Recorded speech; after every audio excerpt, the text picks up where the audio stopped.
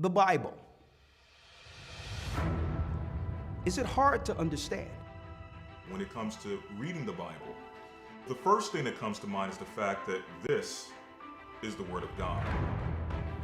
The seals have been broken, and the truth is here. And when we go throughout the scriptures, when we go throughout extra biblical records, we find that the language that God employed, that He used to create the heavens and the earth, was the Hebrew language.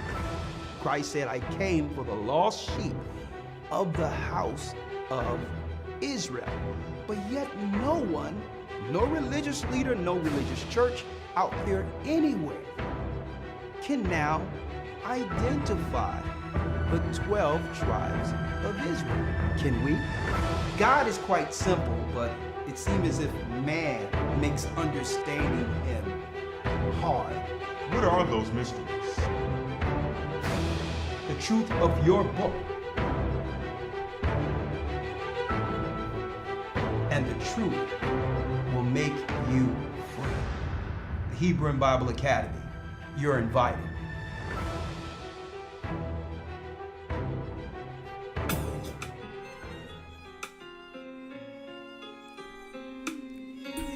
Shalom, shalom. Come on in. Blessings. The East is where we're from. We're from the East. Shalom, brothers and sisters. 12 tribes of Israel. 721 BC. The Assyrian king. He took us down without. With a great escape we went. Through the Euphrates.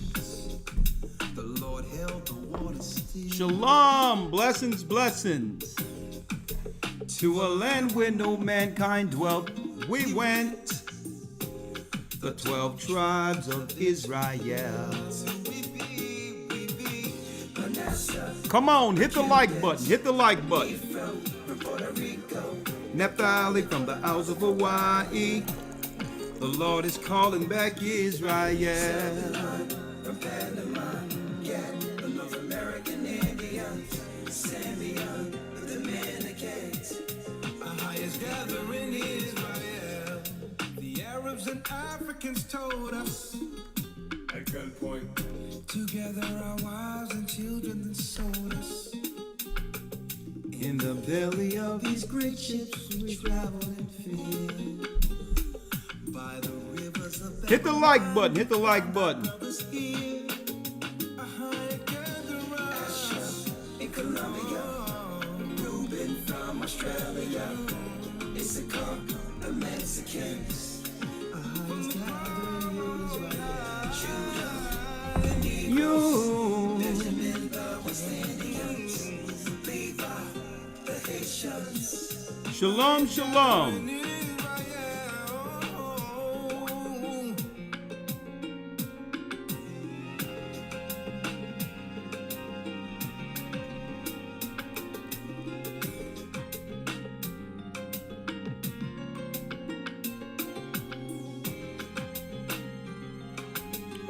Come on in, come on in.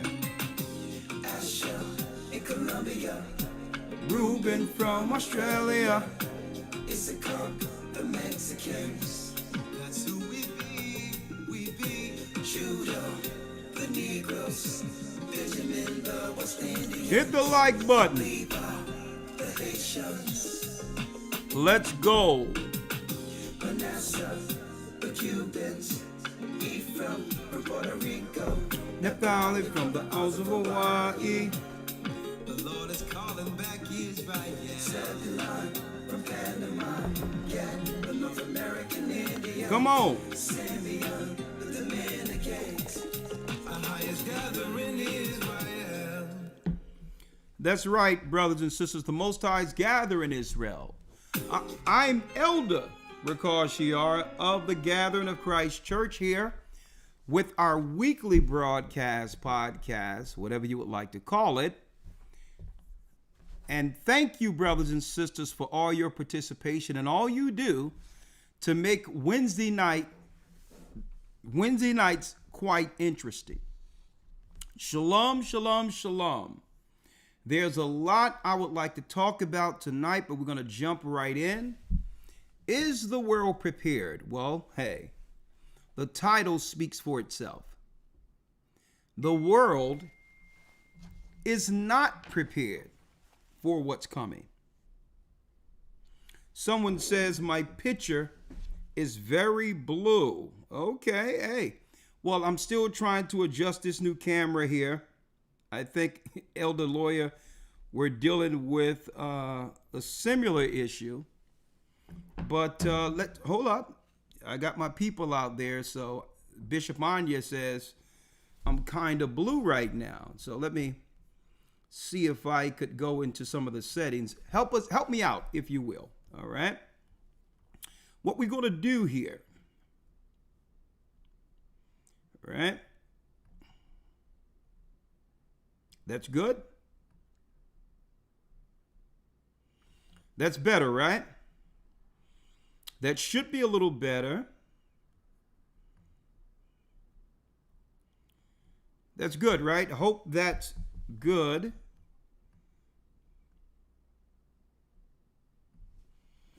Well, that's the best we can do right now, folks. I'd rather get into the content and what I need to discuss more so than trying to work with this camera right now. So, is this okay? Am I looking like myself here? Right? Is this all right?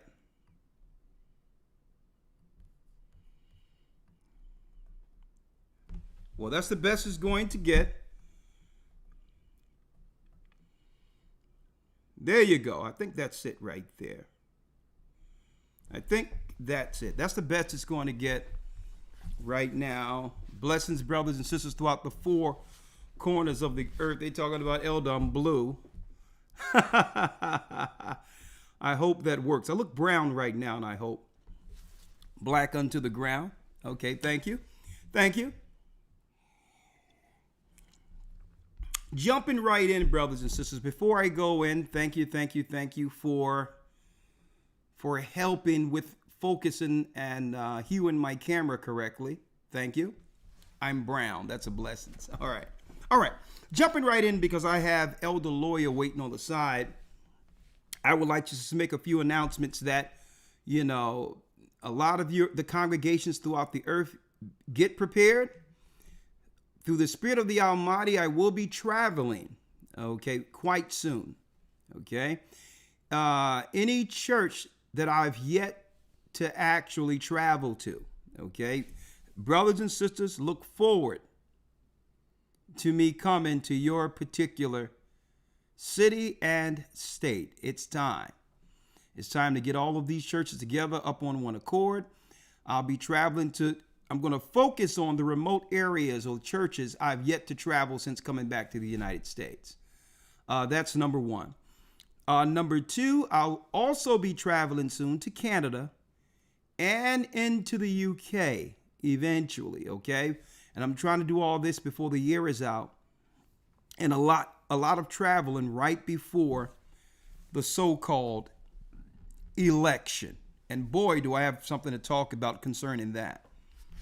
The selection. So I will be doing a lot of traveling soon. So look forward to the elders.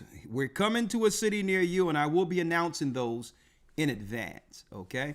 Also, we'll be opening up enrollments early for the next academy, especially with us running into the election and all these others. All right. And the topic that the theme for the next academy will be the fall of the last empire. Prophetic lessons. We're going to add 4 prophetic lessons, on top of updating the 4 beasts of Daniel. So we will be taking early enrollments. Go to historytimes.org to enroll.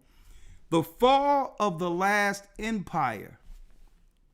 We're living in that empire, and that will be the theme for the next academy. If this interests you, please go to historytimes.org and do what? Enroll in advance. Okay. The other thing before I drop in, I wanted to go into the fact that I don't know, something is going on with Cash App right now. And I'm hearing from a lot of you on the other side that whatever has happened within the last month or two with Cash App is affecting just everyday people who use Cash Apps. So right now, which is backing off of the Cash Apps right now and giving alternative options for donating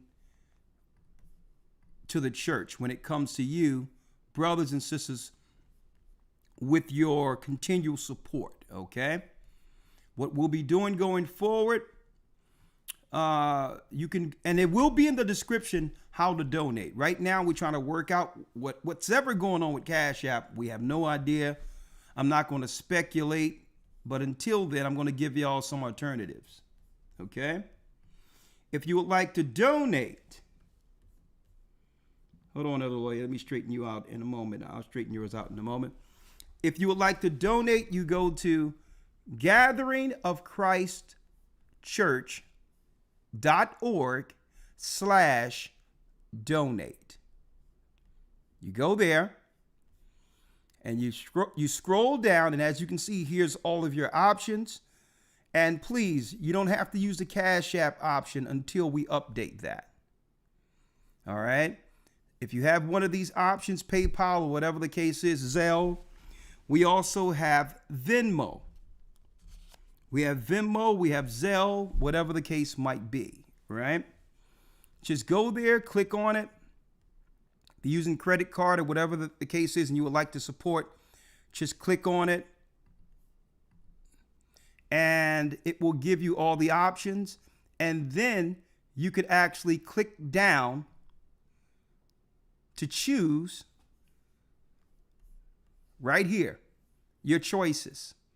You can choose if it's for the weekly broadcast, you can hit GOCC watch online and put that as an option or anything in the comment, and that can replace Cash App until we work out what's going on there. If you want to support your weekly broadcast, GOCC watch online, or if you've been paying tithes and offerings through any church, you can click on the same link and put in the description or comment section, what in specific you are donating for, and we'll put money towards that in specific. Okay. So in a nutshell, when it comes to donating to the church, go to gatheringofchristchurch.org/donate. And all your options will be right on the page. Okay. And we're going to do that until we figure out what's going on with the Cash App thing. All right. I have no idea what's going on there, but it's not much of an inconvenience. And to make this more convenient for you all going forward, brothers and sisters, what we're going to do, we're going to have our team put a description, under the description, a link to go directly to the page, and y'all can handle it from there. Okay. I wanted to put that out there. All right. Now, jumping right in.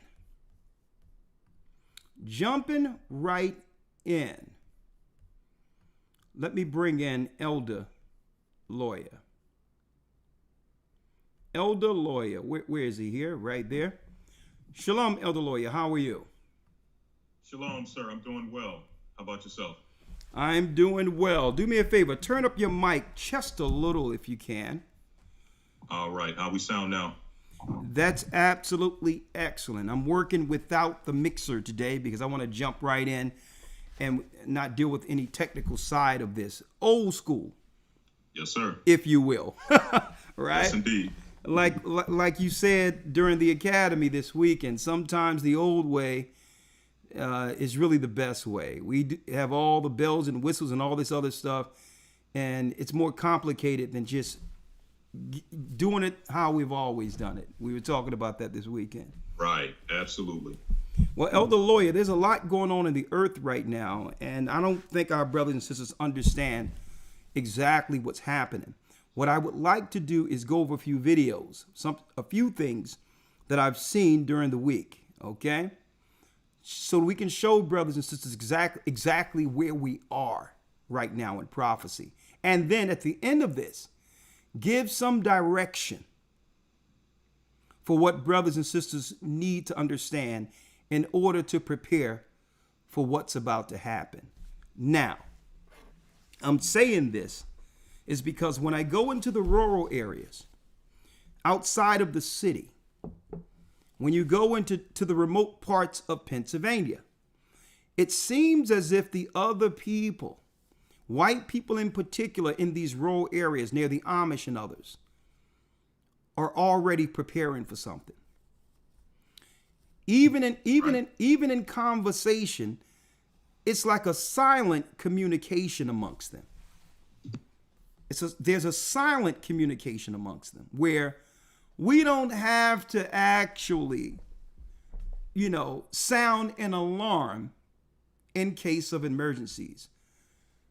The whole community know to be lockstep if their freedoms are infringed upon, and it's without conversation. It's without meetings. But I can tell you this, no one is going to make it through this without a team or a number of people on code at that time. Any individual operating as an individual without a plan is going to get trampled upon. They will be stamped upon. And I'm going to talk about this is why they work so hard with their divide and conquer tactics. Let me tell you, folks, it's about to get real, and something is brewing in certain conversations concerning, Elder Lawyer, this election.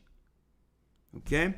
Now, before I go into it, and I'm going to allow you to hear some of the videos that I'll play, of course, you and I don't speak in advance because I need your spontaneous response to anything the Most High have me diving into.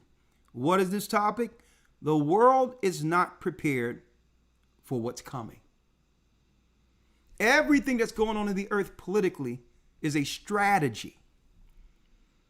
Even if the White House and politicians are playing dumb, as if everything is fine, a strategy is in place that will mean serious mayhem, especially in the United States. Okay, they have pulled the chaos lever. They have also gave all of these strangers and illegals access to what? To the financial treasury to bankrupt the treasury that taxpayers and their forefathers have paid into for generations. It's a money grab to systemically create an issue that the world powers are going to have to resolve. They're bankrupting the country. On top of bankrupting the country, there's a fight over who's going to be over the distributions of what little money is left after the money grab. And they're already preparing something for when they actually tell Americans there's nothing else left for them. And we're going to talk about this and more. Now, we're going to go into the scriptures and all that, but anyone that's operating like individuals, let me put this out there. Anyone operating in a military posture are going to get utterly destroyed. They're waiting for someone, militias or anyone, to operate in a uniform, organized resistance against government. Anyone show that front, they're going to be destroyed. Any people operating as individuals thinking that, okay, God is on my side, and as long as God is on my side, I'll be okay, even if I'm an individual rolling by myself with knowledge. That person is going to get rolled over.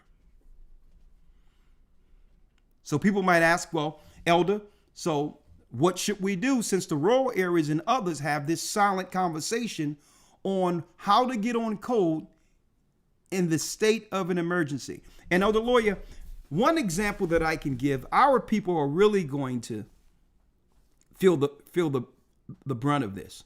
Hit the like button, folks. And I'm going to tell you why. Let me tell you, there have been a few examples in a state of crisis to let you know where this thing's going.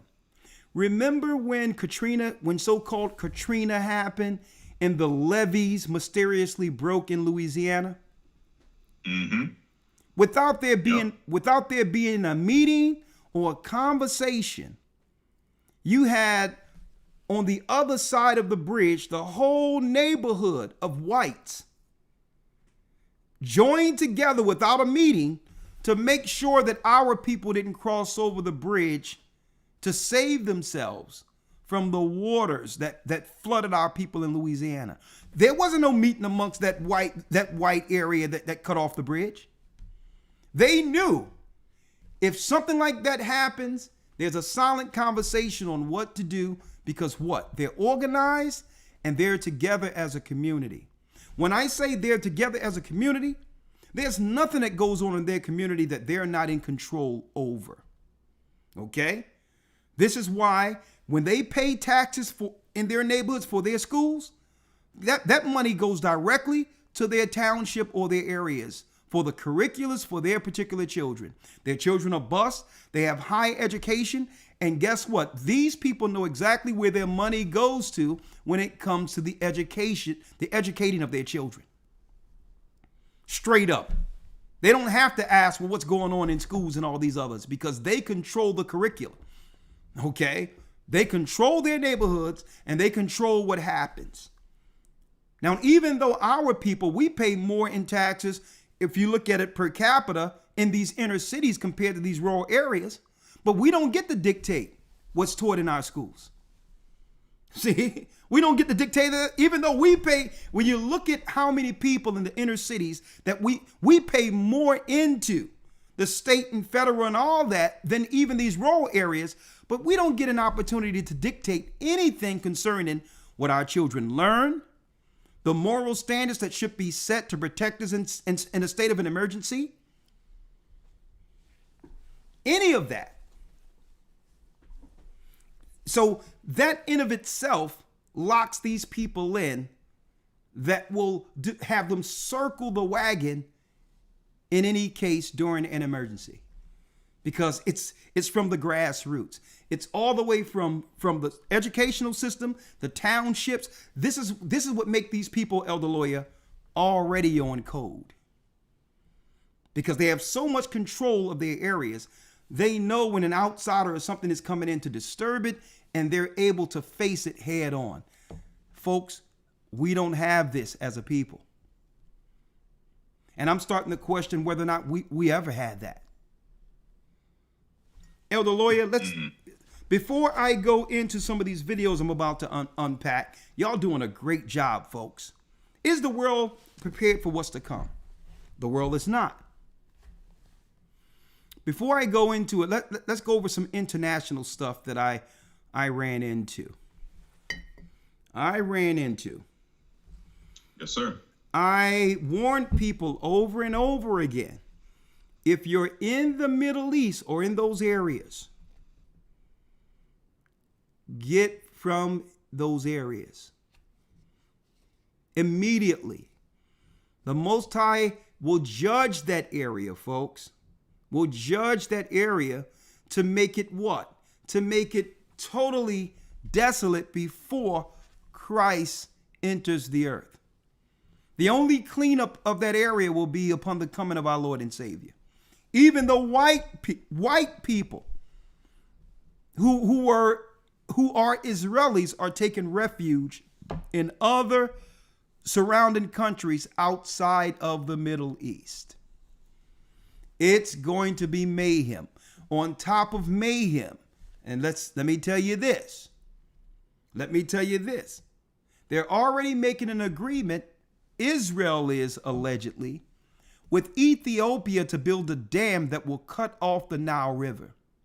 So even those that are in the Cairo area and all, let me tell you, there's billions of people who depends on the Nile River for food, for nourishment, for their gardens, all of that. Well, the Bible states that the Nile will be dried up and will become a path, a highway towards the wilderness.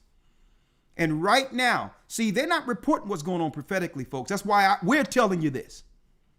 There's a secret agreement that's going on between the state of Israel, allegedly, and the Ethiopian government that have actually been totally taken over to build a dam that will cut off the Nile River.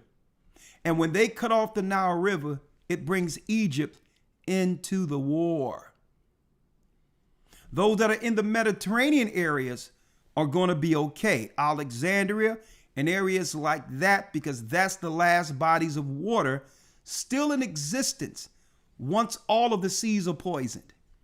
But if you're on the Nile side of Egypt, you're going to go through serious droughts and famines, and it's about to happen.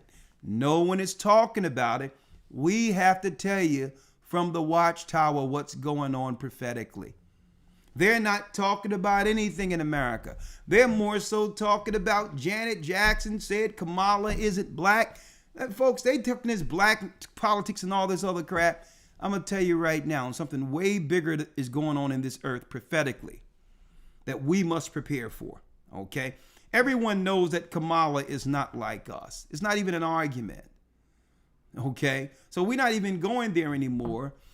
The whole thing is, it's still the divide and conquer tactic, but I'm going to let that be. Going back overseas real quick, Elder Lawyer, my first thing that I wanted to break out here is what? Let me pull you up, Elder Lawyer.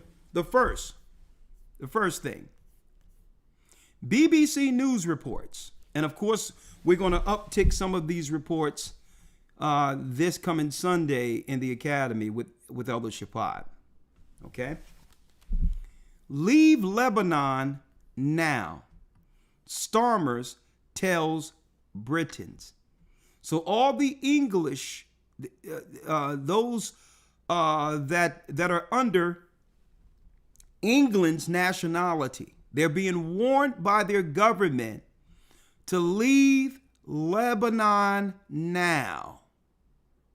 There's planes that must fly out to take out the nationalities of those of Great Britain who lives in Lebanon in different parts of the Middle East.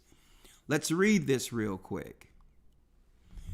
The Prime Minister has told British nationals in Lebanon to leave immediately after fighting intensified between Israel and Hezbollah, the Iran-backed armed group which dominates the country.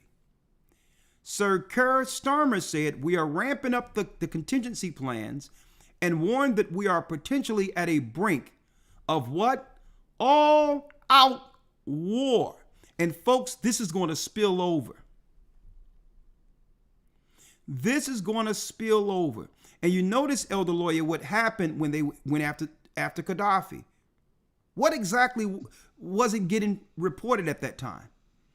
You think that this was a war between enemy combatants, and they started rounding up our people in Libya and putting them in caves, in cages. Remember that? Yes, sir. Under the cloud of smoke, they're gathering up black people and putting them in cages and torturing them in cages. I'm going to tell you, folks, anytime there's a crisis, the cloud, they put a cloud of air of confusion out there to make you believe it's a war between two separate nationalities. But at that time, what people are getting tormented, what people are getting thrown out of their houses. Look at what happened during the so-called coronavirus in China. What they started doing to our black people, Israel, the children of Israel, who are Africans, who were living in China. So in the midst of these, they come after Jacob and use the war as more so a cover to attack our people. If you're in the surrounding areas, listen to what this is saying here. The Ministry of Defense is sending 700 troops where? To nearby Cyprus, Elder Lawyer, to prepare for possible evacuation of British nationals. A lot of people don't know that Cyprus is broke up into two separate parts, okay? You have the Turkish part that's predominantly Muslim, and you have the British part that's separated from the Turkish part. So it's like an extension of Great Britain in Cyprus. As a matter of fact, a lot of expats retire on the island, living on the British side. And it says right here, prepare for the possible evacuation of British nationals. For Lebanon, and the government continues to advise against all travel to Lebanon. Britons have been advised to book flights out of the country.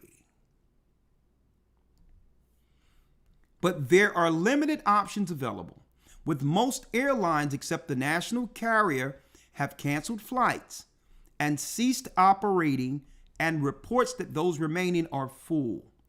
So let me tell you, people are scattering right now over there. And if you think that's something, if you think that's not coming to America, you have another thing coming. I'm going to go into that in a moment. The situation in the country, where Israeli strikes reportedly killed more than 560 people this week. Elder, have you heard anything of that reported in the United States? No, sir, not at all. And I'm talking about mainstream media at all. Yeah. 560 people this week is described as deteriorating rapidly with devastating consequences. Okay? So this is what's going on right now. The handling of the Afghan evacuation, where 15,000 people were airlifted out of the country, was widely criticized as a mismanaged and chaotic. An estimated 10,000 UK citizens are currently in Lebanon. So the Afghanis had an evacuation. And guess what? What they're not telling people, Elder, it came from a separate story of how many Afghanians were actually flew over into the United States during the evacuation and are now getting citizenship, money, and all these things off of American taxpayers' dollars. Okay? Now, U.S. citizens have also been told to leave the country. The U.S. Embassy in Lebanon said that most airlines had suspended or canceled flights, with many flights sold out, and urged people to book any tickets that are available. Now, what do you think that happens, Elder Lawyer, to the people who let me pull you up, Elder. What do you think, Elder Lawyer, will happen to the people who miss flights or cannot get a flight in the midst of this war? You would never guess what's going to happen to them. Collateral damage. Collateral damage. They put out the warning immediately and let you know, but there's still limited seats. People are scurrying right now. And they can't even get enough flights out of there. And you would never guess what people, Elder Lawyer, is last on the list to be able to board these planes. I told people for years. The Bible make it clear the areas our people will be gathered out of. Get out of Jordan and get out of the areas in the Middle East. Do not go to Israel, because that place is going to be toast in the war. And I'll speak about that a little later. Now, Elder Lawyer, if you will, coming back to America now. Remember when I said that when it comes to the community, it starts with schools first, and how the other rural areas are prepared for what's going on, because from the grassroots, School and their institutions have always been rallying grounds and meeting places politically to keep their people in the rural areas on code with one another. Right? Right. In the midst of this was out 3 weeks ago. A brother from Baltimore, a pastor, confronts the school board who attempted to silence him because he was coming in, and because so many people out there, Elder Lawyer, is claiming, well, what's going on? There's no strong black men standing up. No, black men are being silenced or ignored altogether, so that there can be an appearance of, well, there's no strong black men, to fit the fake narrative. Right. A black man don't have a say in this country if he isn't gay. Let me put that straight out. Okay? And being gay under a group is a dual allegiance. You can't be black and be for the black struggle, but still say, well, I'm a part of the LGBTQ community. Okay? It's a conflict of interest. Either you're going to be for your people or you're not. Or they can use your sexuality to undermine your people. So here it is, Elder Lawyer. I'm going to play this real quick. It's only a 5-minute clip. Fair use for educational purposes only. Fair use. Where this pastor confronts woke school boards. And we're going to talk about how if we're not organized where our children are learning, there's no way we can prepare ourselves for what's coming. We don't have the luxury they have over there in the rural areas to actually dictate curricula and others for our school. Folks, young boys dropping out, reading on a 3rd grade level, if that was their strategy, is their strategy. That was their plan all along. And some could say allegedly to get them on all types of drugs and all these other psychotropes and all that. So where these people, these young men cannot grow up to oppose the wicked system that seeks to destroy them. But here's a pastor. Fair use, and I want you to hear this, Elder Lawyer. And it's a shame that our people aren't doing anything about this. Fair use. They know that I'm here. I have the power to create a citywide emergency. One man. And keep in mind, not a white man, but an African American. African American. I'm going to translate that for you all. African American is really from the tribe of Judah, an Israelite, okay? The faith contributor Pastor John Amachukwu was effectively silenced by the Baltimore City Board of Education.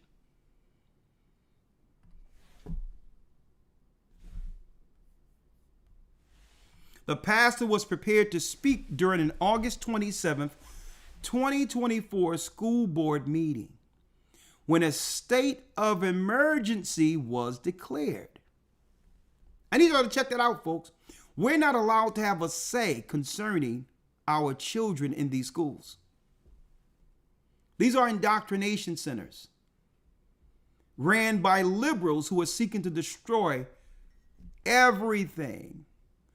And see, but in the rural areas, they don't allow that. They let the liberals cut loose on us, folks, as a social enemy to bring forth destructive curricula, destructive ideologies that they know leads to sin and destruction of our communities. And when we come to say, well, no, I would like our child to learn like those in the rural area, they call that, folks, a state of an emergency.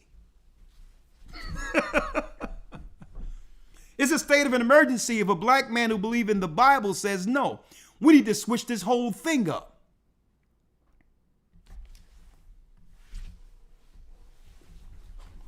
Pastor, we started school yesterday, everyone.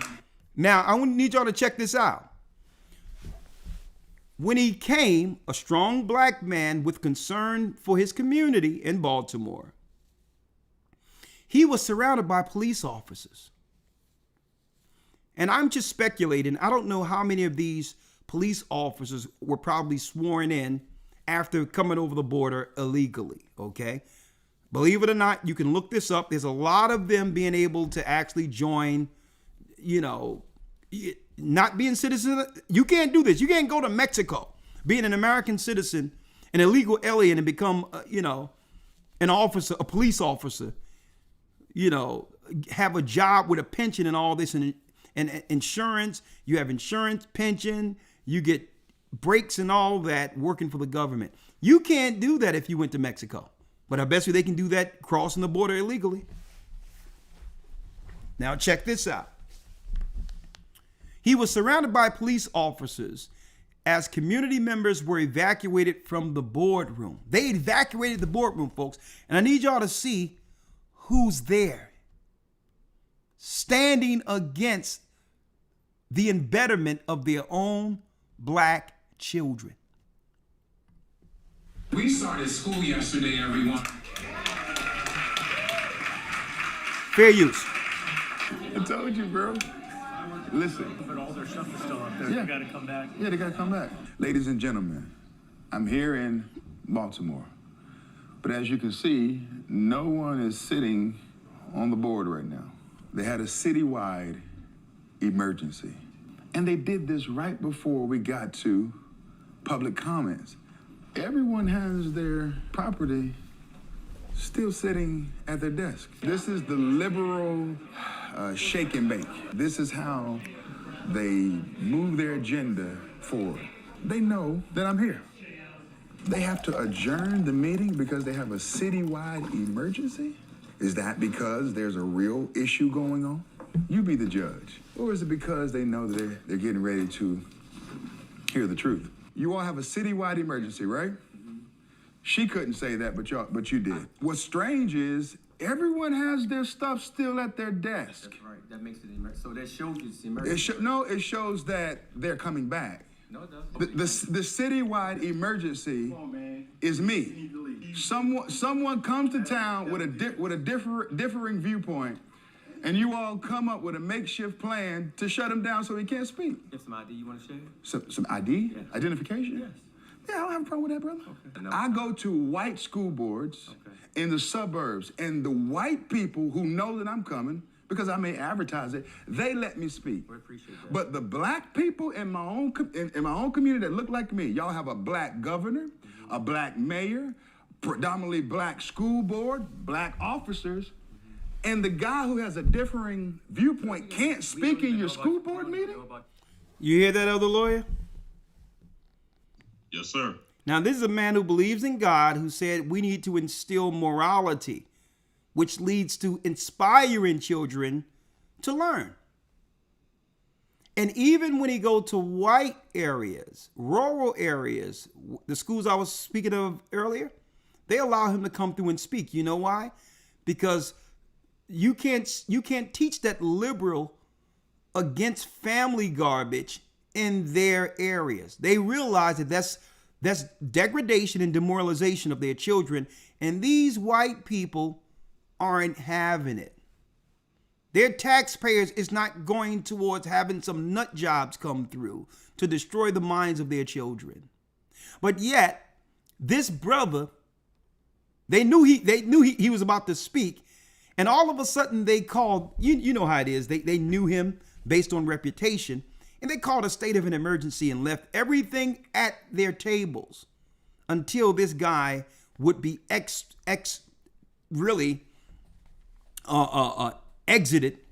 from the premises. Right?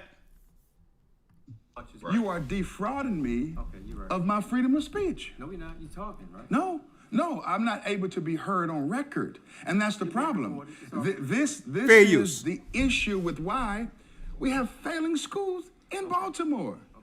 Because no one wants to change. It's protecting the status quo. Hey, brother, someone wants to change. You have a son. I'm sure if you were there with your son If you were there with like Dwayne Wade and said you wanted to transition your son, like Dwayne Wade is championing right now, they would have gave you the floor. Mm-hmm. So don't say they don't want to change. They definitely want to change, but not the change you're talking about, sir. Let me tell you, they would have called you a hero. They would have gave you the key to the city if you would have said, well, listen, I'm here with my son that I'm seeking to turn into a daughter. That's not a state of an emergency. Okay, elder lawyer, that's not a state of emergency chopping off your son's man member. They would say how courageous this black man is. There will be no police surrounding him. Fair use. Quote, let's protect the CEO of Baltimore Public Schools who makes $479,000 a year. The kids can't read. But she makes $500,000 a year. This is not right. No, take me out. It is necessary. Fair use. Now, elder lawyer, do you think if you were to go into one of these townships on the outside of Philadelphia, outside of Baltimore, do you think that they would have someone on the board making $500,000 a year over the school board in their county with their children learning on a second and third grade level? Just a question. I don't think so. So I think there will be plenty of town hall meetings to ensure that the people have that person's job. So obviously, elder lawyer, that this superintendent, whoever he or she is in Baltimore, is getting paid for something. Right, exactly. So there is a need for this $500,000 position. And some would say exactly what's going on with our people, the destruction of our people, is what they're paid to accomplish. They're getting paid, they get our tax money. They're getting paid to accomplish the total degradation and destruction of our people. But let's finish here. Mm-hmm. For educational and spiritual purposes only, to educate our people to wake up from their stupor and understand that they are in an actual war. Our people are in an actual war. I can't go. I've come too far to go too easily. That's your choice. If you want to arrest me, you can, brother. If you arrest my speech, arrest my hands. I'm not carrying anything but a microphone and a Bible in my book bag. That's all I got. And y'all silence the black preacher. And these white liberal tactics that they're using is defrauding our people. Our people can't read, they can't write, they can't do math. They're the next victims for being on the corner that y'all got to go arrest and deal with. But when someone comes to town to offer wisdom and insight, they shut down the meeting. And guess who they use to support them in doing it? You all. The same group of people that they oftentimes say we need to defund the police. Let's take their jobs. I think they should fund y'all more. I'm for backing the police. That's where I stand. But once I get in the meeting, I can see all the commotion and all the walking out, all the texting, and they got to come up with a way to clear this out because they can't let a black man speak for 3 minutes. My thing is, why am I a threat? We have a black governor, a black mayor, a black board. What do we need an equity office for? We need a black mayor, a black governor, and a black board of directors. Black city council. I don't want to hear anyone out there claiming that these people are doing the white man's bidding. I'm going to tell you right now, folks, that's a cover. That's shifting. That's shifting. If we were to go back to the civil rights days, regardless of these people color right now, they're no different than the people who would have been turning dogs on us to keep us in line. And they will be the riot police against our people when all of this breaks out. They want to harm their own people. A lot of these people get in position to do exactly what they're doing. Their position isn't law and order. Their position was always meant to keep us in line. That's it.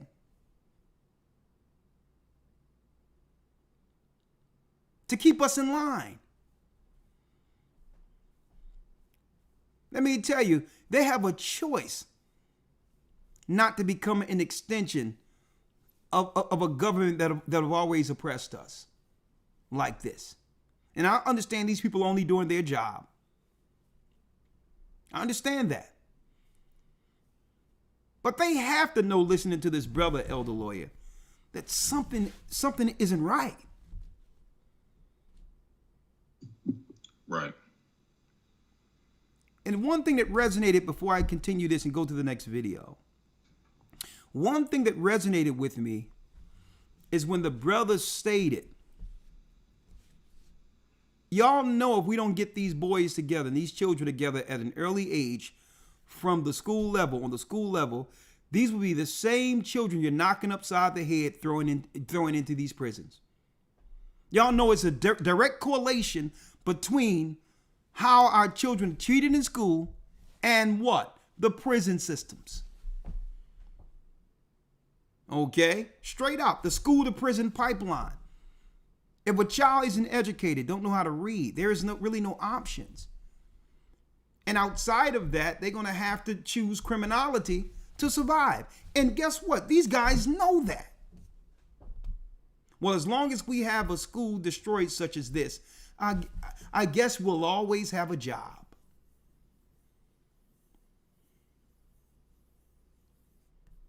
Fair use. Shut that office down, transition those funds to more teacher support and help and aids. I respect your moment. As a black man, right? You got to speak your piece. And I hear you. Yeah. But help me do my job and just leave the building for the day. Yeah. All right, I'll leave. Thank you. Appreciate it. I'll leave. Ain't no. So? Elder Lawyer, just help me do my job. Yeah. There's this old, it was almost a meme, this whole adage, where they were showing a mock cartoon of Nazi Germany, where each person, all the way leading to the ditch where people were buried, there was a quote for each person in the line, not realizing that their turn was coming. Mm-hmm. I'm just doing my job. And the person had a gun behind that person ready to take him out and saying, I'm just doing my job. And the person had a knife behind that person, said, march forward, I'm just doing my job. And when it's all said and done, somebody going to be behind these brothers stating, and I'm talking about the illegal enforcers that are here. They're going to tell these brothers, I'm just doing my job. Mm-hmm. If we're not willing to fix this at the grassroots levels to protect our children first, what is all this for? What is all this for? That means every other issue that we experience as a people, we're just putting Band-Aids over it. And see, these other people understand, outside of the cities, that it starts with their children first. Fair use. The moral of the story is, if you support Christian conservative viewpoints, the school board will use law enforcement against you. And these are good brothers here. They have children in this district. And if anyone should be upset right now, it should be the citizens that wear the black and the blue and who work in the city. They are now witnessing what happens when an alternative decision or viewpoint shows up. They have an equity office where the CEO makes $480,000 a year, but the kids can't read on grade level. They can't do math on grade level. A citywide emergency was called. because one man came to Baltimore. Bless you, brother. Bless you, brother. Bless you. This is it, right? This is the statewide emergency. This right here. This right here is a statewide emergency. The Bible. What's your name? The Bible, Elder Lawyer, is a statewide emergency. Elder Lawyer? Yes, sir. Let's talk about this before I bring the next video in.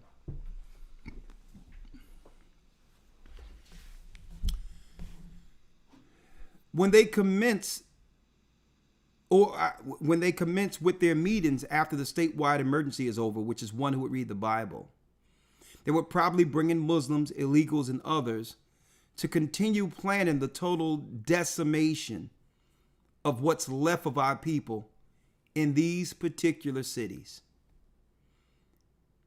No one can fool me into believing that they're talking about anything other than destroying our people in these inner city council meetings. And the example of that is when these people, brothers and sisters, brought the reparations to California and put that on the table. And right before the reparations people were about to speak, because what they were talking about is actually creating, Elder Lawyer, a board for financial distribution to those who qualifies for reparations. They heard everything about immigrants and all of this. And when the people came to speak about reparations, it was our people going to them saying, it was a white Republican who saying, you know what? Y'all been using white people as a cover for the longest. He was speaking to black people in city council in California. He says, I'm going to prove and I'm going to show everyone your hypocrisy. And it was a white Republican who put reparations for those who qualify as something to be voted on amongst the governor, to the governor in California. And they had him in the hall. It was black people in the hall pulling the white Republican to the side and said, begging him, Elder, please don't do this to us. Please don't present this bill. It was our people telling a white Republican, because don't forget, they like to play hot potato and say the Republicans is slowing us up. It was black people asking the white Republican guy, please don't present this on the floor. So when he went to present it, guess what? They all left. They didn't even allow it to get presented, because if you're not there to actually speak it into record like this, brother, then they have to wait later to present it at another time. So they made it seem as if it was going to be presented, even though the white guy, he's a Republican, even though he presented it, they left before it was heard. And it was Governor Newsom who knocked down that even being spoken into record. And then they try to claim with their garbage lies that what? They try to claim, well, let's put together a committee to discuss reparations. Well, where's the committee to discuss the money that goes to Israel? Right. Where's the commission to talk about the money that go to illegals right now while our people are getting put out on the streets? Huh? Where was the committee that got together and say, well, we got to discuss the money going to Ukraine? I wish you would tell AIPAC and the Jewish lobby that you're going to put a committee together to discuss what they get.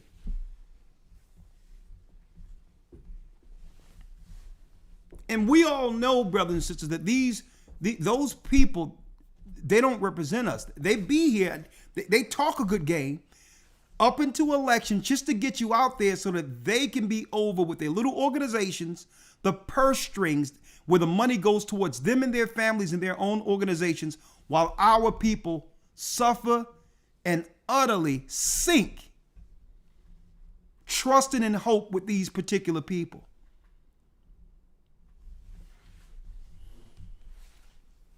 Right. Now, Elder Lawyer, next one. And then we can talk after this.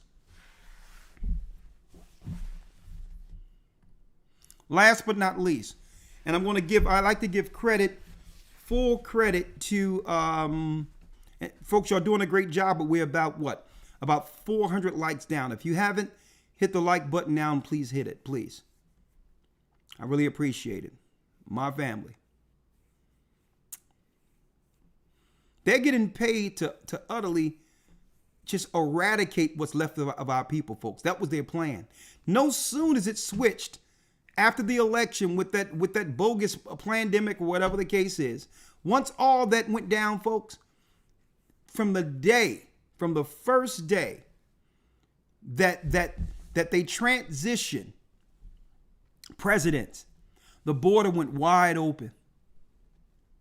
Even before, folks, we opened up like that, telling us to stay 6 feet apart. They were flooding people into the country, getting ready for the next phase of destroying us, for those who lived through the pandemic, who were smart enough to live through it. Okay?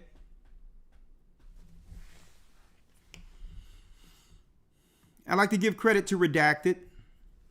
If y'all would like, go over there.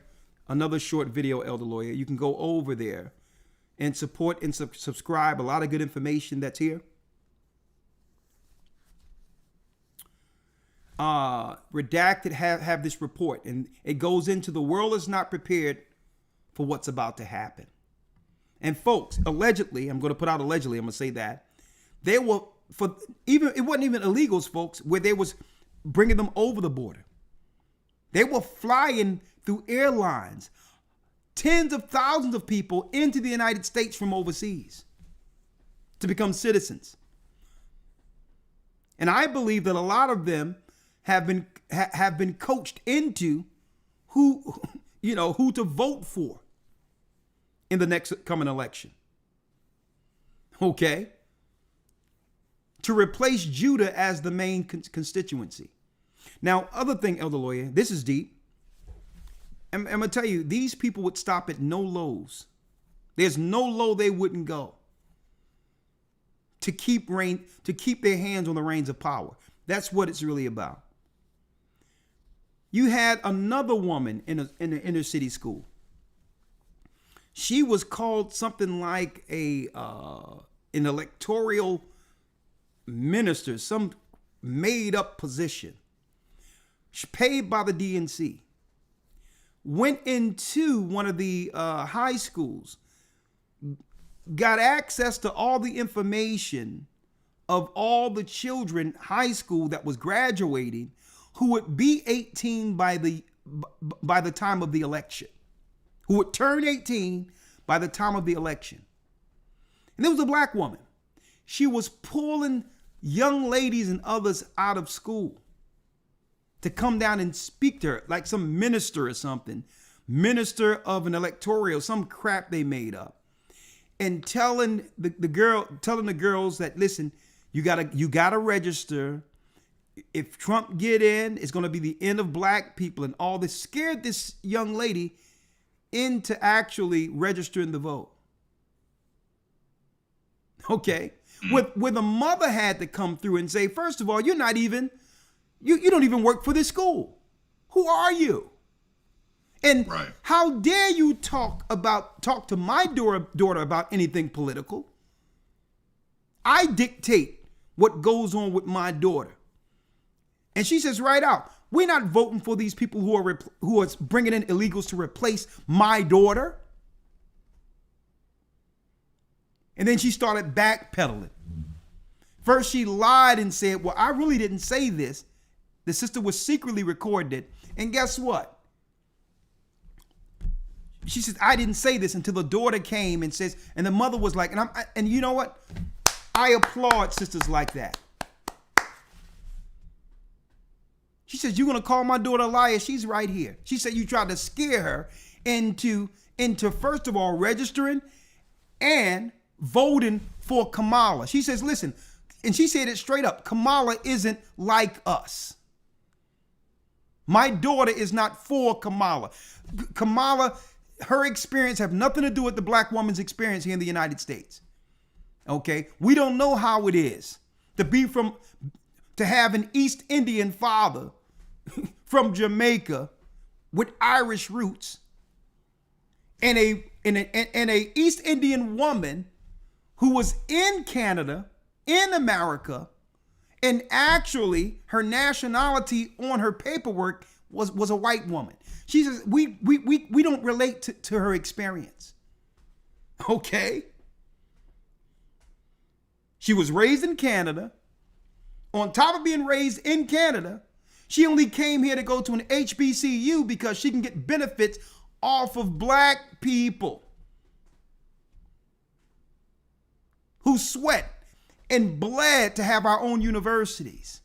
And she can come in under the black and brown to get an education that wouldn't have afforded that same type of education in Canada and or where her mother come from, East India. She siphoned off of us, and now they want our people to believe she's down with us. Sisters should be insulted, Elder Lawyer, and I'm going to tell you, she was insulted. And it was so good to hear. I'm going to tell you right now. And guess what? I don't really care for Oprah like that. But Oprah is more qualified to be a president than she is. When it comes to Oprah's experience, the grassroots, blood, going all the way throughout generations from those chattel slave ships to understand our true plight as a people. When it comes to somebody who would relate to us, Oprah, even though I don't care for her too much, she's more qualified to be a president than that woman. Hope I'm not putting no ideas out there, but Oprah is educated, well-spoken, understand what's going on geopolitically. She have operated in the corporate realm. She know how to succeed. She's a great communicator. So our sisters should see this as an insult, that an outsider have to come from somewhere that no one knows to represent them. I applaud that sister. But let's get to the world is not prepared for what's about to happen. Fair use.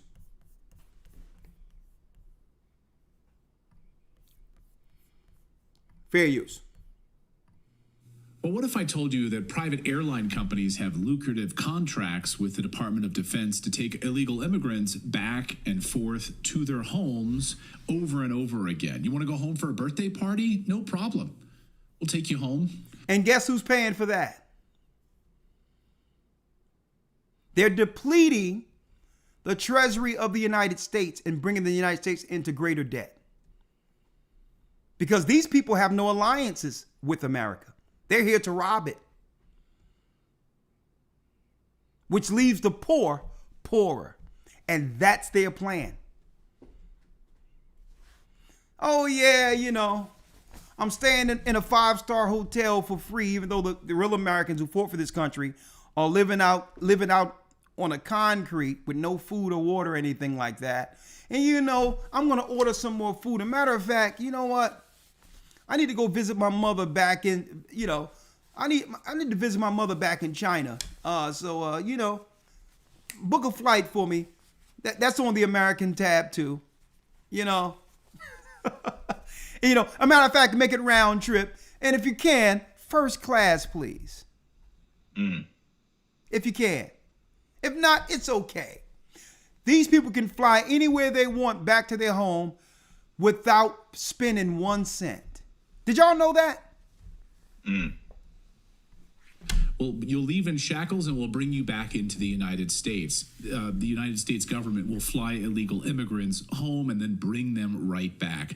You are paying for this. You, the American taxpayers, are paying for this. You heard me right. And the woman who's here to break this story wide open is Sonia Labasco, a former United States Air Marshal.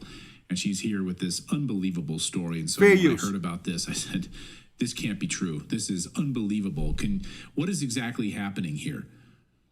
Well, Clayton, it's true. I mean, the taxpayers are paying billions of dollars to transport illegal immigrants out of our country.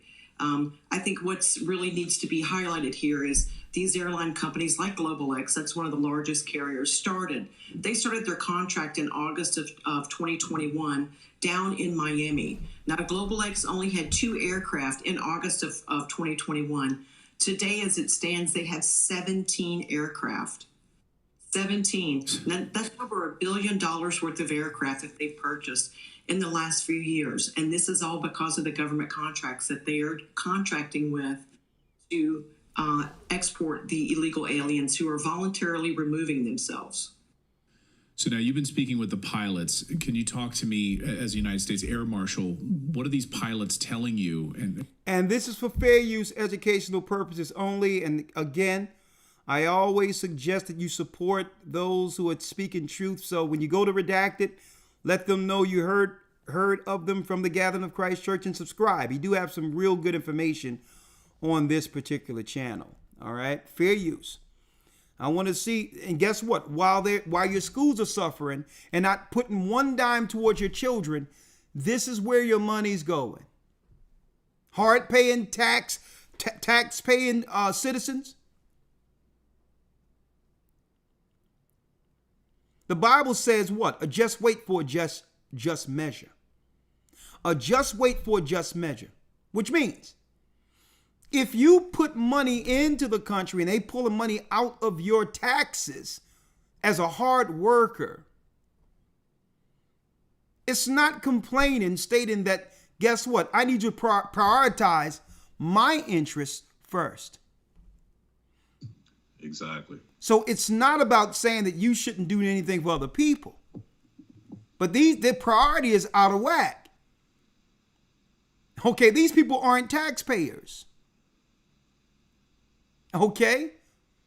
They didn't bleed for the freedoms that have allowed them to come over and rob.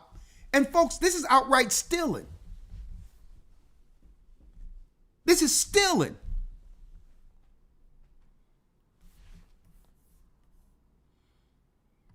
I mean, oh yeah, by the way, Elder Lawyer, I don't know who's running the White House right now. Do you know that Biden had his first cabinet meeting for the first time last week? Wow. Now, you usually have those at the top of the year. Right. And you would never guess who was conducting the meeting. Who's that? His wife. Wow. He told his wife, I need you to head this up. And he rolled out. Who's running the White House? But that's a whole nother conversation. Fair use. So they need pilots. They need experienced pilots to be carrying this out. Who are these people? Yeah, it was Joe Biden. And what have they told you? A lot of these pilots are retired, and it's not only pilots, it's also the guards that are contracted, because these individuals, even though they're voluntary removal, they're still in federal custody. That's why they're in shackles. That's why this looks so official, correct? Because even if they voluntarily remove, they come into federal custody. With these private airlines, they also contract with the guards. There's also contracted guards that have to fly on these planes in federal custody. So there's another contract for you on top of us paying to transport them out of the country. We're also paying for the security to babysit them basically while they're flown out of the country. And they're very unhappy. They're flying into all the countries where we have a CBP-1 mobile app. That's the government system to where someone that wants to enter the country illegally can go to CBP Mobile 1 app and they can apply for entry into the United States. They also know now that we're flying them in through CBP Mobile 1. Now the taxpayers are providing a private charter for them to fly back home. And as you said, They fly back home to see their family. They may have been in the United States for a couple of weeks or a couple. Did you hear that, Elder Lawyer? Yes, sir. A private charter? Mm. You know, I need to go see my mama. I mean, somebody get me a private charter, right? Mm. You know, because what? Who want to stand in those crazy lines at the airline? You know what I mean? I got things to do. Sure. What? You know, I got things to do. You know what I mean? I need you to walk me past security, past these regular citizens who are paying to travel. And, you know, I give me my private charter as an illegal to go and check out what's going on with my family real quick. And y'all better make it chop. Snappy. I need that charter now. And wait until I go kiss my mama and then fly me back. Mm.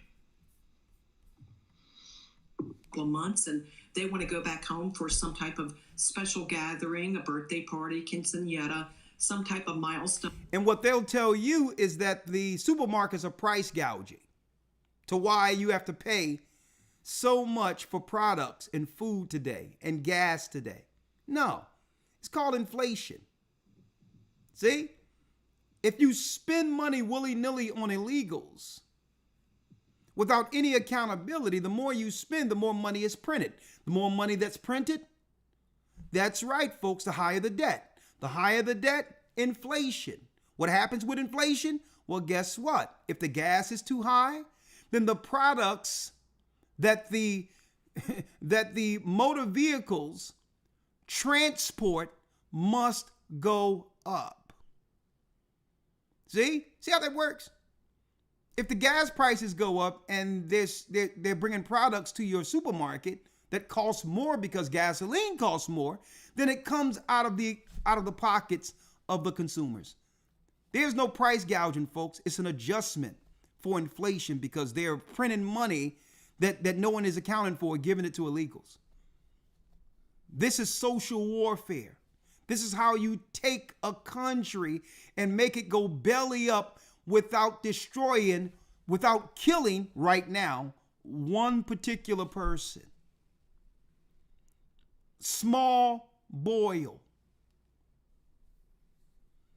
See, that's how you do it. So I'm going to go after these elder lawyers. She's talking about, I'm going to go after these supermarkets that are price gouging and that are raising prices. I'm going to go after them. When they are behind all of what we're seeing right now that's making the costs go through the roofs. You know what? Maybe when she came over from where she come from, maybe she thought that black people, or people in particular in the United States, are dumb. Do they think we're that dumb? And listen, I'm not trying to insult anyone, but are we that dumb? I'm not trying to insult a person. But do they think they can just say something and Jedi mind trick us into believing what they're saying is correct or true? Maybe they don't understand. Maybe they don't think we know how inflation works. So who she's talking about, who she's talking to when she's talking about she's going to stand in the gap and make sure there's no price gouging, when it's her policies and Biden's policies, or at least that administration, that caused everything to go skyrocket ever since they opened the borders up against our people. Fair use. In the family. So they voluntarily remove themselves. They know that they're going to get transported back home. They have to go through federal custody, so there's a little downtime for them at a holding location, but they know they're going to be sent back home, and within a couple of weeks, they're going to re-enter United States. You lost me. Oh no, we're not going to have that. We're not, and guess what? They're playing these commercials and all of that. Even on my particular channel that they refuse to allow us to monetize, but they're still getting advertisement money off of our videos. Well, I guess that's the American way. You can only give it to people who are illegal.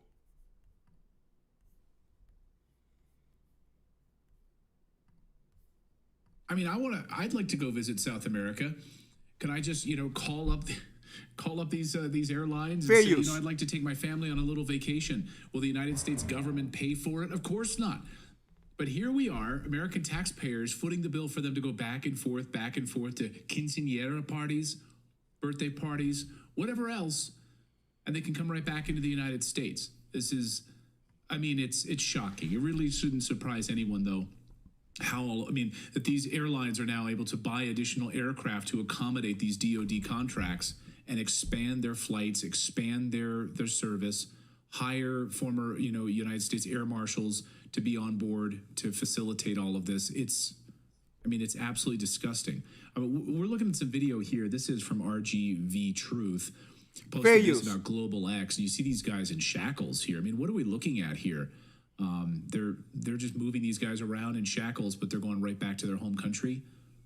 Correct. That's what you consider federal custody. So whether an ICE DRO went out and took someone off the street and it's going to deport them, or this individual showed up at the ICE facility and said, I just want to turn myself in, I just want to voluntarily remove, they will be in the shackles because that is considered federal custody. So that's what you're seeing right there is the individuals that turn themselves in, or maybe a few of those could be somebody that actually was taken off the street, but most of these are voluntary removals.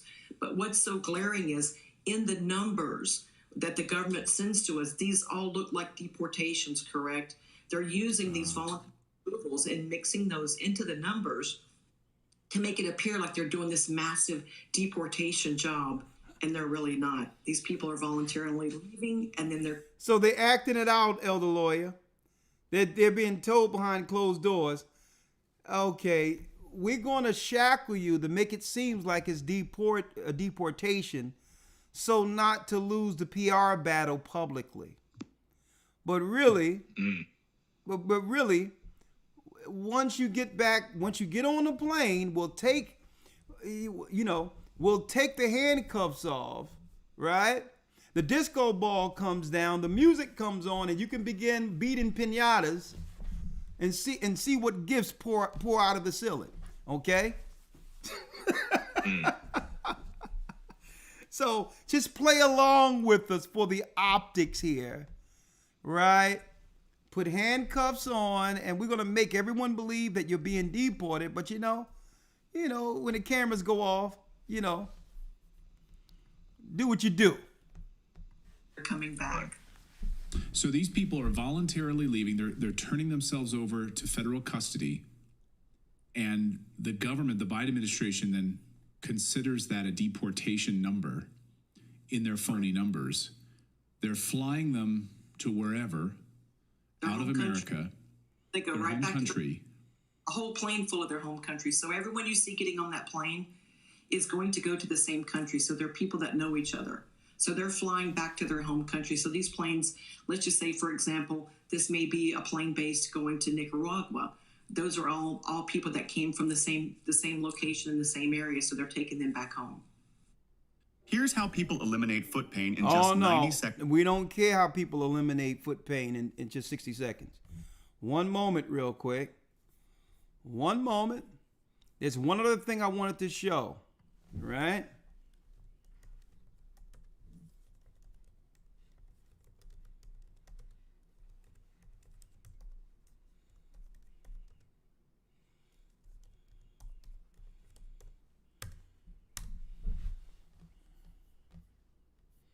I want y'all to check this out here. All right.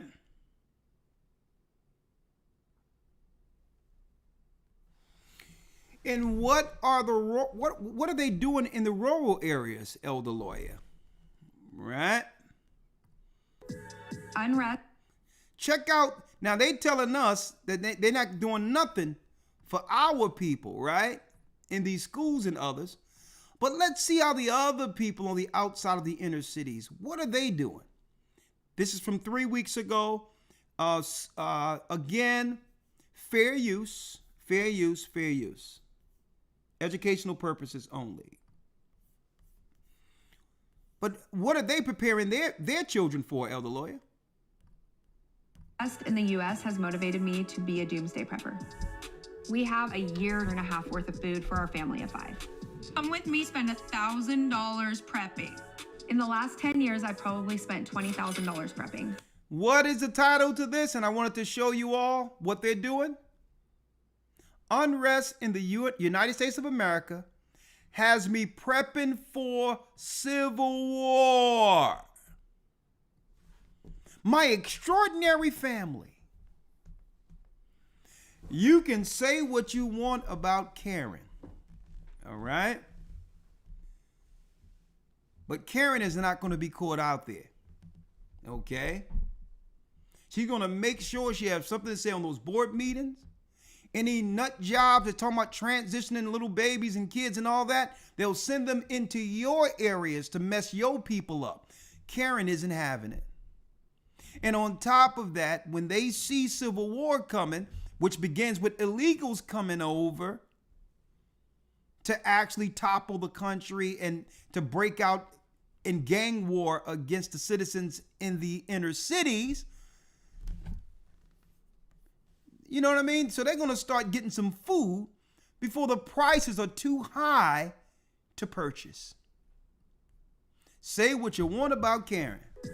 Unrest in the U.S. has motivated me to be a doomsday prepper. We have a year and a half worth of food for our family of 5. Come with me, spend $1,000 prepping. And you notice she has her daughter with her. This is how they teach their children, folks. This is how they teach their children. And folks, guess what? That's all of them in the rural areas outside of the city. In the last 10 years, I probably spent $20,000 prepping. She spent $20,000, Elder Lawyer, prepping. And thought you were that crazy. In here. Hold up now. Her friend says, Elder Lawyer, that she's bat crap crazy. $1,000 prepping. I thought you were that crazy. It was a sister who says, I thought you were bat crazy. In here is where we keep our guns. Do you think the prospect of... She's just casual with it, Elder Lawyer. She's just casual with it. Yeah, by the way, this is where we keep our what? Our constitutional protection. Mm-hmm. Now, you notice that when Kamala spoke to the black journalist, the sisters came out. One sister pushed back and said, well, Kamala, you talking about assault weapons when the majority of crimes are being done with handguns in Chicago. And you should see when Kamala looked at her like if she could stare through her, if she could take her out with looks. You're not supposed to ask me that question because the plan really isn't about assault weapons. When the majority of crimes are getting done through handguns, it's really to get rid of guns, is what the sister was insinuating. Right. But they're hiding behind this assault weapons conversation. Right? So here it is. You can call her who she want. I'm going to say Karen for the sake of conversation. The sister's saying, you're bat crap crazy. And Karen is saying, listen, I'm going to show you in my Constitutional Protection Act. And thought you were that crazy. In here is where we keep our guns. Do you I'm going to tell you. think the prospect of having to prep could be scary for children? Fair use. All the yellows are ready. Those are the yellow sunbursts.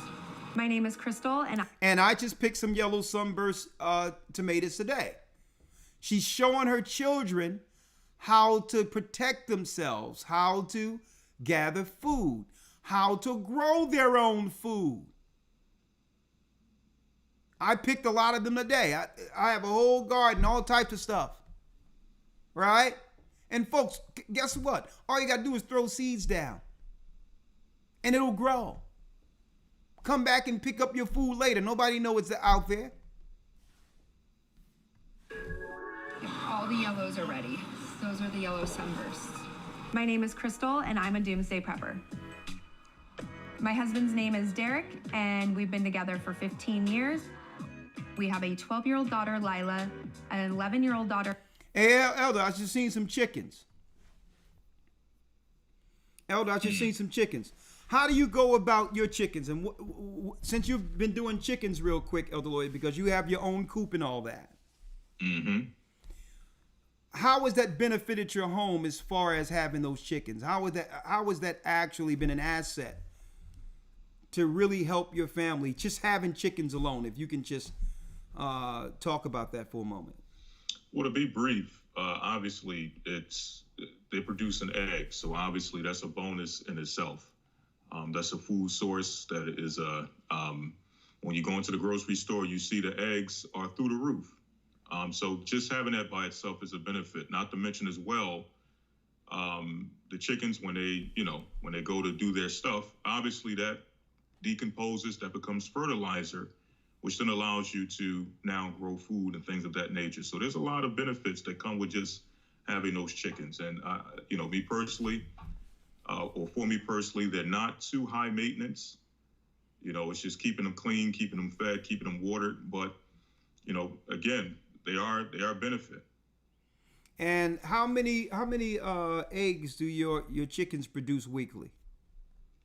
Well, there's 3 chickens. They produce an egg a day. So for 7 days, that'll be 21 eggs. Look at that. When the last time you bought a carton of eggs? Man, I don't know when. Go ahead. All right, young brother. Hey, I'm just trying to let our brothers and sisters know. Yes, sir. To prepare for something, because what they're doing with the supermarkets, folks, the reason why Kamala is talking about regulating the supermarkets is because based on what they're doing right now, they're going to have to ration the food. If you begin to price these people out of being able to actually operate on the open market, and the government intrudes with putting certain restrictions on, I would say, those who produce food, and them actually selling their food for the going price, then what happens? They will no longer produce food for that supermarket if they're not getting a profit. So they'll just say, well, listen, if we're not making food just so people can eat. So if the government comes in, guess what? We're pulling back all of our products, and that's what they want, because then they would have to ration any food that's usually produced through government, and it'll be trash food. It'll be all the stuff we've been avoiding, and that food will be the only food left for our people to eat that cause all types of sicknesses, cancers, and all these others. So they are strategically forcing good food producers out of the market without telling you. Right. And if they do that, then they're going to claim, well, hold up. There's a food shortage that they created through inflation, and now trying to restrict companies from actually charging what their food is worth. And this is why, let me go back to Karen. See, other people are practical. They're practical. And guess what? They see the sign. They see the signs on the wall, folks. And all these illegals, they're just going to do a money grab, build stuff in their own country, and when all of that crap hits the fan, they're going back with all they built from your money and your foreparents' money that was in the treasury within this United States. They have a place to go back to. And that's why I wanted to show them flying back and forth free. Who's going to be stuck with nothing? No treasury, no money, no food. And I'm going to tell you, people are different when they're hungry. And that's why Karen is preparing her family. And if you think they're preparing their children just to pick cherry tomatoes, you got another thing coming. You best believe this little girl right here know how to use her constitutional rights and are getting ready. They expect, if there's a finesse in this election, they are expecting all-out civil war. If there's a finesse. Because no one in their right mind is actually going to vote for the Democrats anymore, because now the Democrats can no longer hide their true purpose.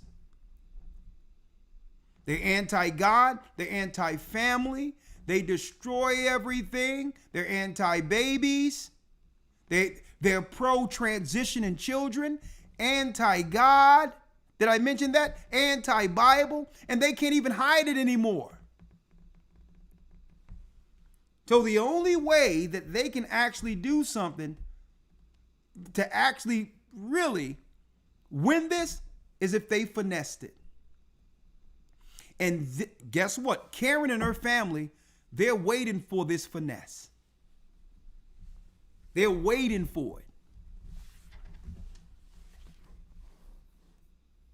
Kaylee and a 7-year-old son, Colton. And drop them in that hole and that. Now look at this. Look at this. We have a problem, Elder Lawyer, getting city council and others in the school board to help our children read, especially the little boys, read beyond a 3rd or 4th grade level. But look at what they're training their children to do at grade level. Look at this. 7-year-old daughter, Kaylee, and a 7-year-old son, Colton. 7-year-old son is learning how to what? Make his own food through a garden. I need y'all to check this out. The contrast.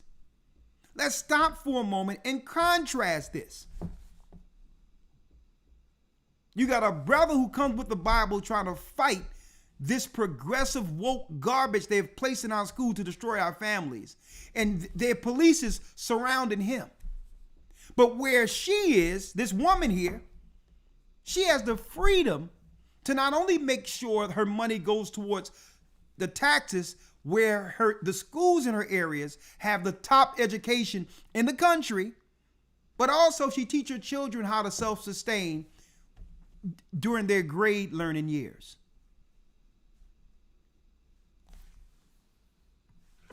And drop them in that hole and that. When I first started learning how to grow food, it was with my grandpa.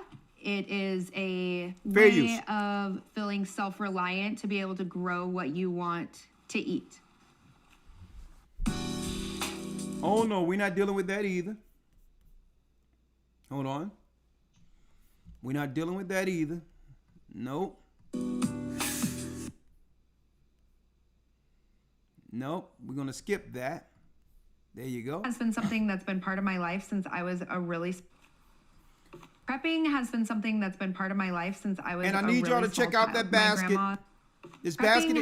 This basket right here that looks like what we usually grab out of our garden. Right here. Right there. Okay. She has some eggs from the chickens. I usually get Lawyer be giving me some eggs sometimes, him and Shawan. We have what? We have squash, right? Or zucchini. I have that growing all over the place. Tomatoes growing all over the place, and herbs. There's nothing more fulfilling than actually eating the food that was grown with your own hands.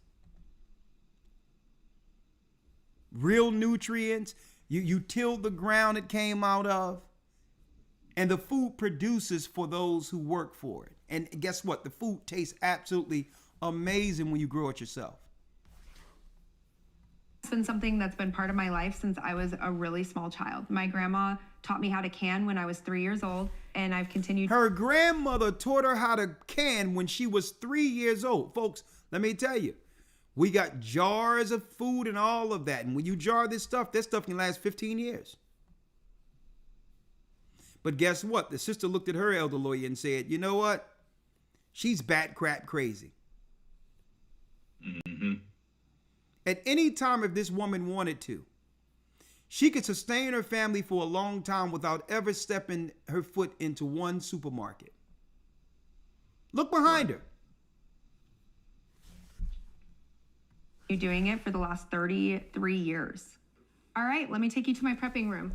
Over here is long-term food storage. Long-term food storage is food supply that actually has a 25-year shelf life. And we have that too. And I'm putting this out there for you all, folks, because why? If you don't get this stuff while you can get it now, with what they are about to do in this country, with destroying the dollar, one of these buckets will be worth its weight in gold. A matter of fact, one of these buckets will be worth more than gold because you cannot eat gold nuggets. Mm-hmm. So I'm putting it out there now. I'm a doomsday prepper and I prep for everything, whether the grid was to collapse and the power turns off, if there's another pandemic, civil war, civil unrest, or World War III. We always prepare for the worst case scenario and we always hope for the best case. This is our first aid bin. We have antibiotics, inhalers, water filtration. We store most of our electronics in EMP bags or Faraday cages. They are just to protect if there was ever an EMP, which is an electromagnetic pulse that could affect or scramble stuff. So right here is one of our newest preps that we've added into prepping is learning how to freeze dry. So we're able to now create and make our own MREs, which are meals ready to eat. Right now, my new food goal is 3-year food supply. Hold up, Elder Lloyd, that's something I don't got. That we've to protect if there was ever an EMP, which it's something is an I don't got right here. Pulse that could affect or scramble stuff. So right here is one of our newest preps that we've added into prepping is learning how to freeze dry. So freeze dry, okay. That's one thing I don't have. So we're able to now create and make our own MREs, which are meals ready to eat. Right now, my new food goal is 3-year food supply, and then our next goal is to go completely off the grid. We have anything from top ramen, seasonings, coffee, pasta, oatmeal, to all the food that I preserve myself. We have roughly about a year to a year and a half worth of food for our family of 5. We have carrots and pickles. Now let's skip a little bit. In case of an emergency where we want to put our family in or around and to keep them protected. Our bug out bags, in case of an emergency where we have to actually leave the house in a hurry, we just grab a bag and go. We also store up on plate carriers and body armor. I need to be prepared to make sure that my kids are taken care of at all costs. Push it open, just like that. Colton, you can hold the funnel. Can you tell me what you guys are doing? We are putting rice in what's it called again? A Mylar bag. A Mylar bag, which makes it, instead of just a 1-year pantry thing, to And guess what, Elder Lawyer? Don't look like these children have a care in the world. You think these kids care about illegals? Because let me tell you, these people in these other areas, they know that these illegals are secretly being used to undermine and to destroy our people. The blacks or the poors in these inner cities. They know this.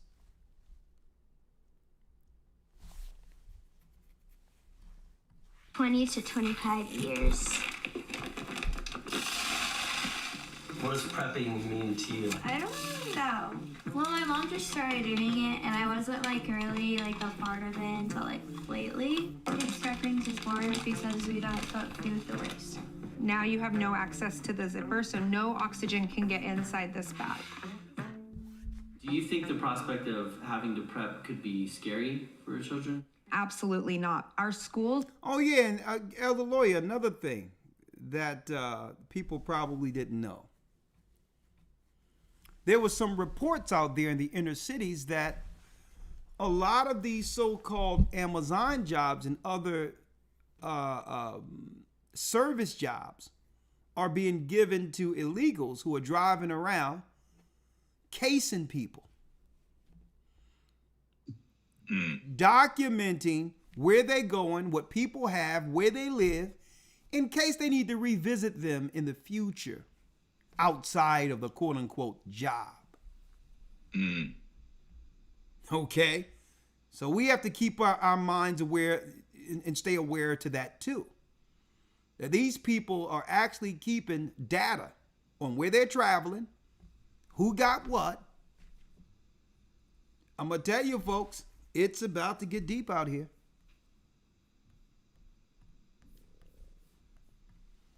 Run active shooter drills for emergency situations. So why not bring that to your home life? It doesn't need to be an active shooter. It can be a natural disaster, an earthquake.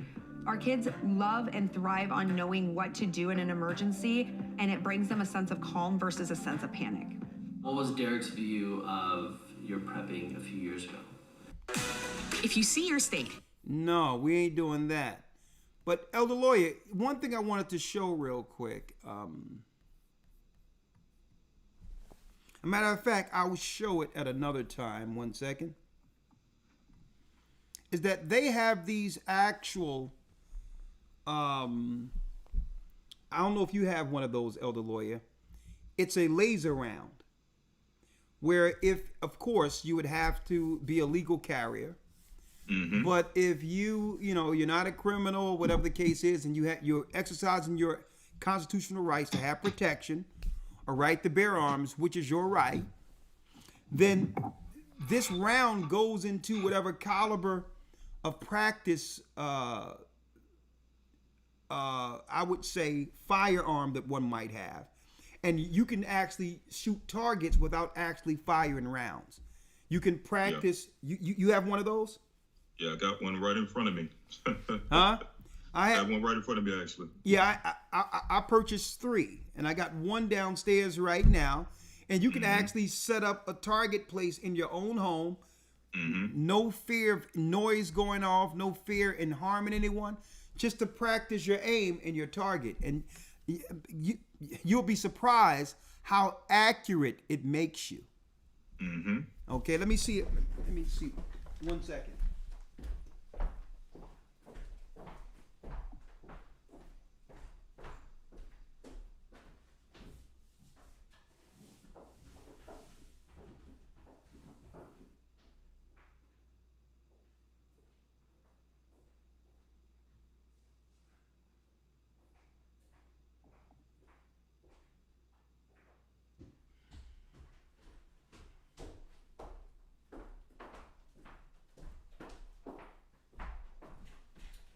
I like about it, Elder Lawyer, is that it's from Vanish. Mm-hmm. I don't know if that's where you got yours. It's from Vanish. Okay. Mine, I'm not sure the name of the company. I know the name of the product. It's called a G-Sight. Yeah. VNSH, right? And, I have a magnet, and, and all that, but they have these where you can put a caliber in. Mm-hmm. And it doesn't, it can't harm anyone, but it's used. You put a target up, you got your own phone and all that, and you set up, and it actually teaches you how to aim. Very, very, very good tools, right? Yep. Very good tools. So what I'm saying is it's okay to exercise your constitutional right as far as to be able to protect yourselves, okay?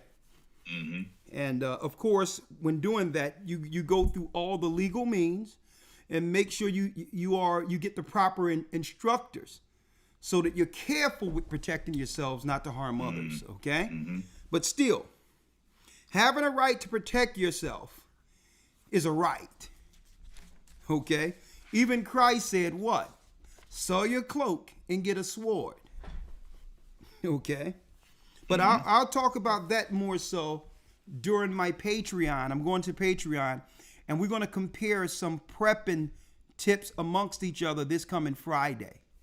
I have a lot of that, what we see. My family has these things. A bug out bag, a bag to grab in case of an emergency that breaks out where you can't get home or whatever the case is. And you may need some food, Band-Aids. You may need a blanket, one of those foil blankets to keep you warm while you think about your next move or whatever the case is. So I'm going to be talking about that this coming Friday, okay?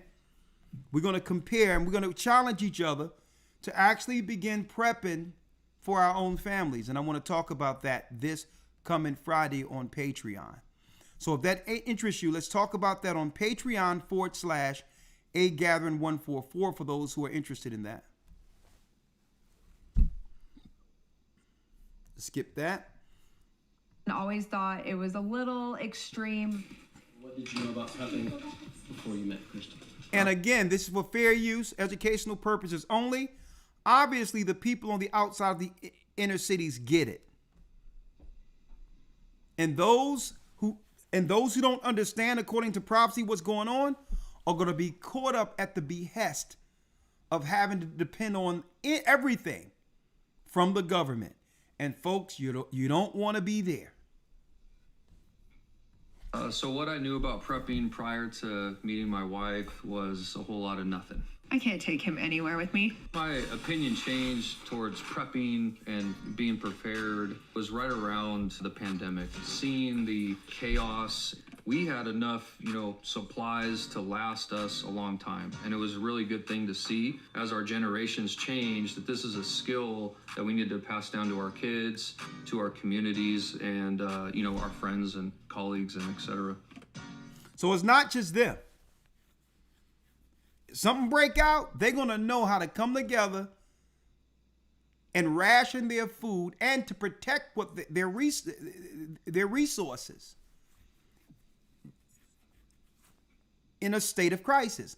And that was the difference between what happened in Katrina when these people were cutting off the bridge because they's like, y'all not coming over the bridge to take what we have been preparing for.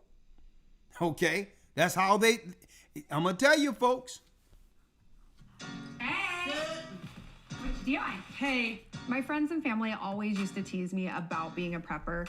Remember when we were at comp 2 years ago and you were like, do you have all your together? And I was like, nope, not even close. I thought you were back. It's crazy.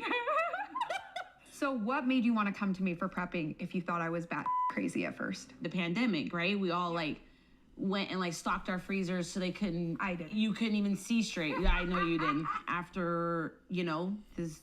And we're in an election season right now. Election that's going on. People are talking about civil war and civil unrest and. Yep. Whether you see it now or you see it later, you need to start preparing now. The troll. Now let's see. So they think, Elder Lawyer, that something might go down during the election or near the election time that may lead to some level of civil unrest. And NATO is putting out there to prepare for civil unrest during the election. I'm going to tell you that right now. Let's talk about this real quick.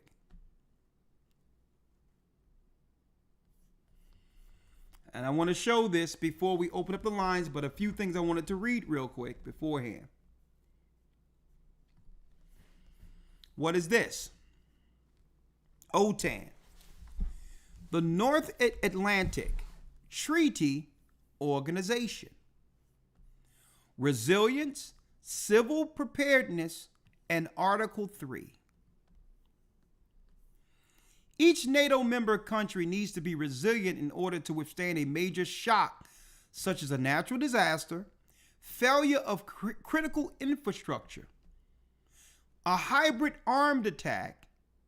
Resilience is the individual and collective capacity to prepare for, resist, respond to, and quickly recover from shocks and disruptions, and to ensure the continuity of the alliance activities. Civil preparedness is a central pillar of allies' resilience and a critical enabler in the alliance's collective defense. NATO supports allies in assessing and enhancing the civil preparedness. Rooted in Article 3 of the North Atlantic Treaty, national and collective resilience are an essential basis for credible deterrence and defense, and are therefore vital for NATO's efforts to safeguard societies, populations, and shared values. And folks, they've been putting this out there for a long time, that a lot of what NATO and others are preparing for has little to do about real quick, what's going on over there in Ukraine is posturing them to actually be able to parlay some of those troops in the United States, into the United States, if there's some unrest near the election. I'm just putting that out there. Now, because I don't believe, Elder Lawyer, that the current administration is going to go out quietly. There's too much. There's too dependent on being able to control what's left of the Treasury. So that's a whole nother conversation in of itself. But she was dropping it. That NATO was telling people, hey, something is coming. Seconds or less. Something is coming. You get, how do you handle that? Like, how do you? I don't read the comment section. I don't. Like, I try not to engage. And I have to remind myself that everybody has an opinion on everything. This worked for 8 hours. A lot of judgment I get on prepping is the financial aspect of it. However, we preserve food and we buy it in bulk and we make it last a long time. And we're able to actually cut down most of our grocery bill by buying 1 for now, 2 for later, and building up a stockpile. That one's neat. Some of the other negative feedback I've gotten is threats towards my family, people saying that I live in fear or that my family constantly lives in fear. We actually don't fear a lot of things. We just prep for everything. I'll take the hate and I'll take the negative. So they call her names, Elder, and they claim that she lives in fear. Let me tell you, I seen the fear in people's eyes, Elder Lawyer, during the so-called pandemic. When they went to the supermarkets and there wasn't any products, where there was a few cans on the shelves. You want to see fear? Where then you got the Muslim hustlers in Philadelphia was selling toilet paper and all that out of I don't know where they got it from, out of the back of their trucks. Right? So if you want to talk about fear, people try to project and say if someone is preparing for an emergency that's coming afar off, that they're the scared ones or the fearful ones. No, they're the smart ones. Right. Yeah, that's a Jedi mind trick. Like, who's in fear? The person who's building a boat in preparation for the flood, or the people who's drowning in the flood? Ridiculous. Ridiculous. If that means that somewhere out there that there's a person who in a natural disaster knows what to do. I'm not expecting the worst thing to happen. You don't go buy car insurance and life insurance expecting to die. So Elder Lawyer, let's contrast this real quick. Let's contrast this. Real quick. Let's contrast this real quick before I'm going to go through a few scriptures. And then we're going to open up the lines. We're going to contrast this. One moment. Real quick. 1 second.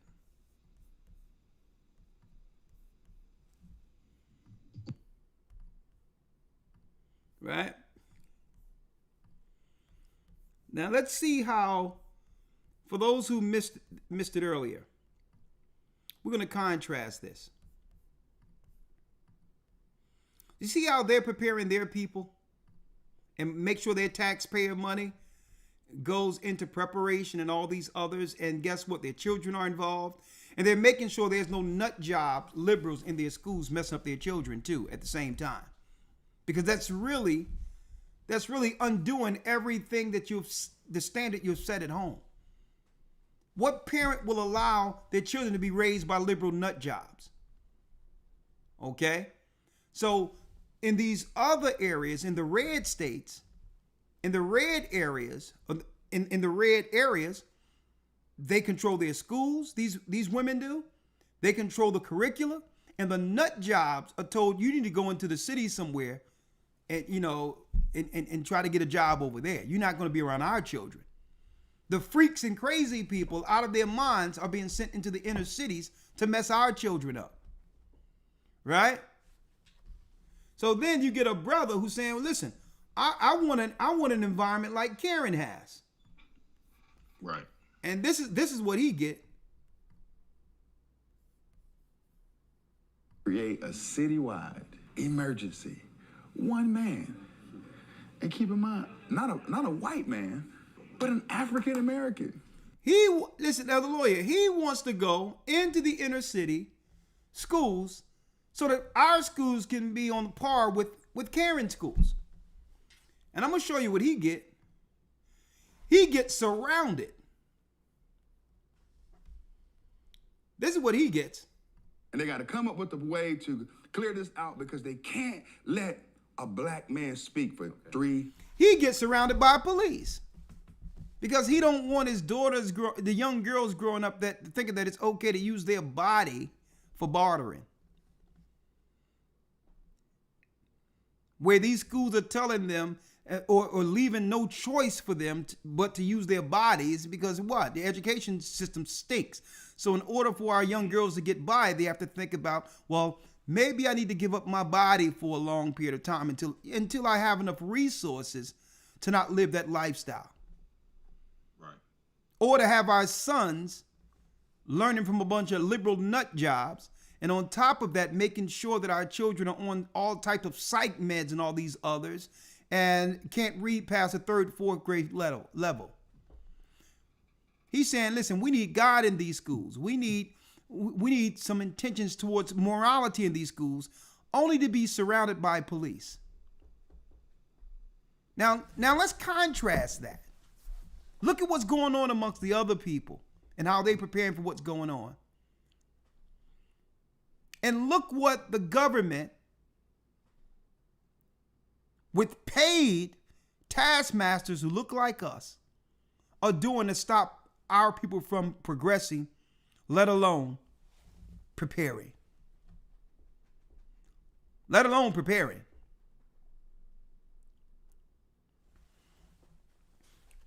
So we have to go into some solutions. Let's go there. And let me tell you, at the end of the day, it's really, I'm not saying prepping is the all to end all, because guess what? It's all about the Most High. And at the end of the day, I'm going to tell you right now, it's the Most High that can cover us, hedge us, and get us through these troubles according to the word. But one will be a fool to think that it will only take faith. Faith without works are dead. Okay? Joseph had faith when the Most High showed 7 years famine, 7 years plenteous. So did Joseph in Egypt, did he sit on his hands for those 7 years of plenteous? Or he prepared for the storm that was coming? He didn't say, well, I got a faith in the God of our father Abraham, and through that, I'm not going to do nothing. He's just going to help me through this. Or was Joseph put to work to sustain the whole Mesopotamia area during that time? And that's the mistake we make as a people. We're spiritual people. We're people of faith. But we believe that's all needed. Faith without works is dead.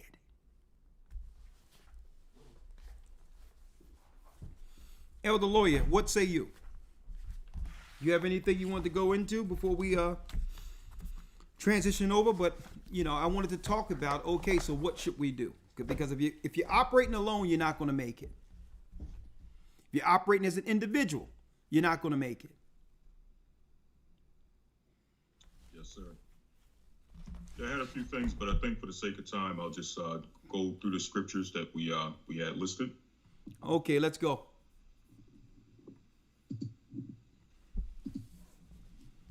All right, Jeremiah 30 and verse number 1. Okay, let's get it there. And if you can still preface some of what you wanted to talk about, even if we don't go into all the scriptures, just to make sure the details are out there that can help people in times such as this, right? Yes, sir. Yes, sir. Jeremiah 30, let me pull it up here.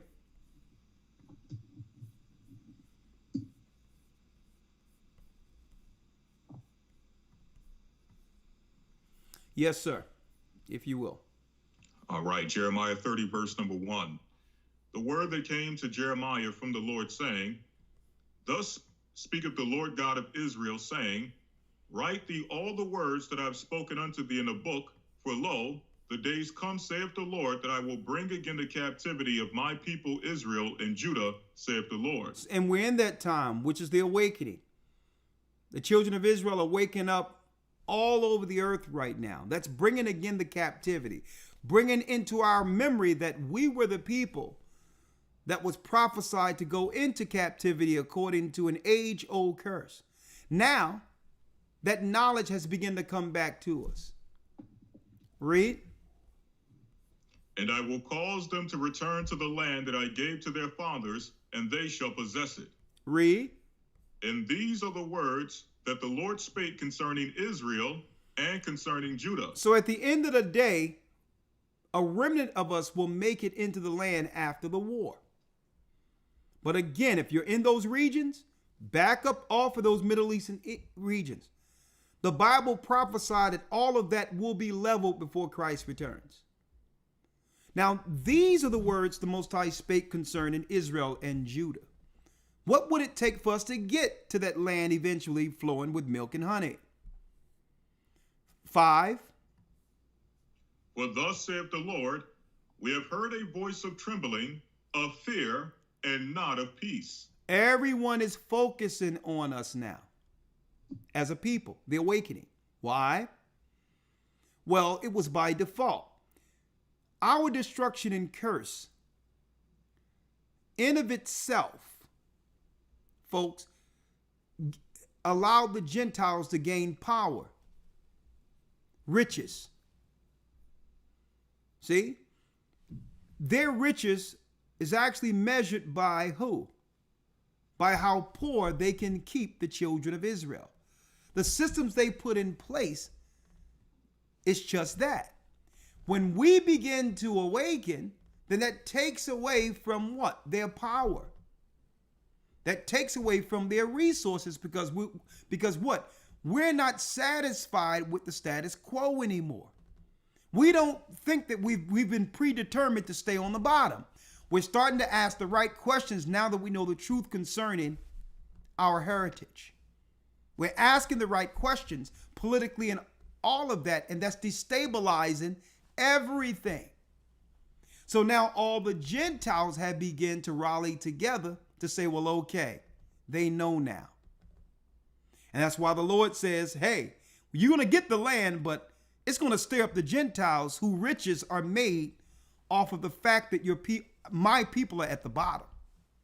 So when you begin to wake up, you're going to start asking the right questions. You're going to start challenging the immorality and the hypocrisy of this world, and the Gentiles are going to begin to conspire on the next level against you. See? We have heard a voice of trembling and of fear and not peace. Read. Ask ye now and see whether a man doth travail with child. Wherefore do I see every man with his hands on his loins as a woman in travail, and all faces are turned into paleness. The Most High is showing our people going through hell on earth. Government intrusion on our people. It's like a grown man, in birth pains, crying and screaming like a woman having a child. Read. Verse 7. Alas, for that day is great, so that none is like it. It is even the time of Jacob's trouble. This is why all nations are focused on us, folks. It is now Jacob's trouble, because they need to do whatever they can to keep us on the bottom now that we've awakened. So they're seeking to do what? Cut us off financially, cut off all resources, make no way for us to actually be able to climb, past the middle class if we wanted to. They're making sure there's no generational wealth that can be left to our children. They're saying we'd rather bankrupt the country and give it to illegals. People who have no stake in America. We would rather give it to them and have you suffer.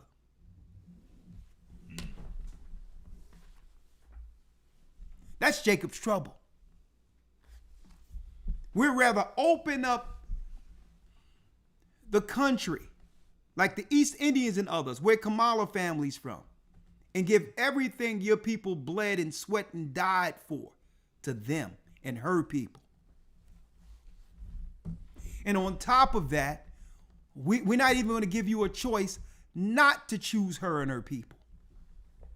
Now what?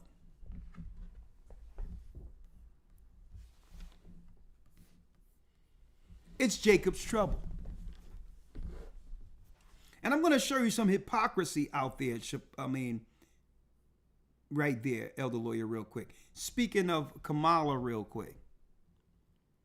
Here's the hypocrisy that goes on amongst our people. Janet Jackson just lost her brother Tito. She's back on the scene promoting her new thing that she's be dealing with. And because it's an election cycle, you got an East Indian woman asking her whether or not she's going to support the first black president by the name of Kamala. East Indian woman gaslighting Janet. And Janet was like, well, hold up. She's not black. As far as I know, she's East Indian. That's what Janet said. And I'm going to show you the hypocrisy of our people. You got more people online going against Janet, whose family, she's a real black woman who understands our experience. And everyone is jumping down her throat for Kamala, who's not like us. How backwards can our people be? You claim that you're for a black woman when Kamala claims to be one running for president. But you are against a black woman who you grew up knowing, who's a part of your experience. That's how crazy and hypocritical this United States has become. Where you claim you're standing for a black woman, but you're going against a real black woman who grew up as Penny on Good Times, who can relate to our struggle. And you wonder why we going through trouble. We never side on our own interests. And guess what? And that's part of the problem. That's part of our trouble, is that you would think that our people would rally together in the time of the awakening to protect and be down with one another. No wonder we're going through so much trouble.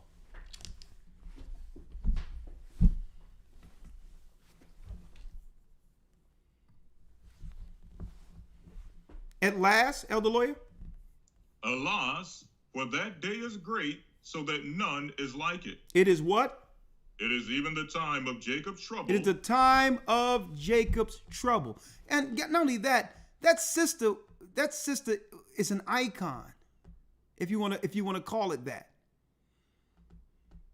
That sister contributed something to the culture for our people. Whether you agree with it or not, what have Kamala have done for us? We should take that as an insult. That we would actually talk down on our own sister who have our experience for a stranger who was propped up before us, who don't have our interest at heart. And I'm going to tell you, it's a shame, because sometimes when you look at it, it seems like our people are getting exactly what we ask for, what we vote for. But then on the other end, when the people, when they start taking everything away, you're going to start complaining when this is what you asked for.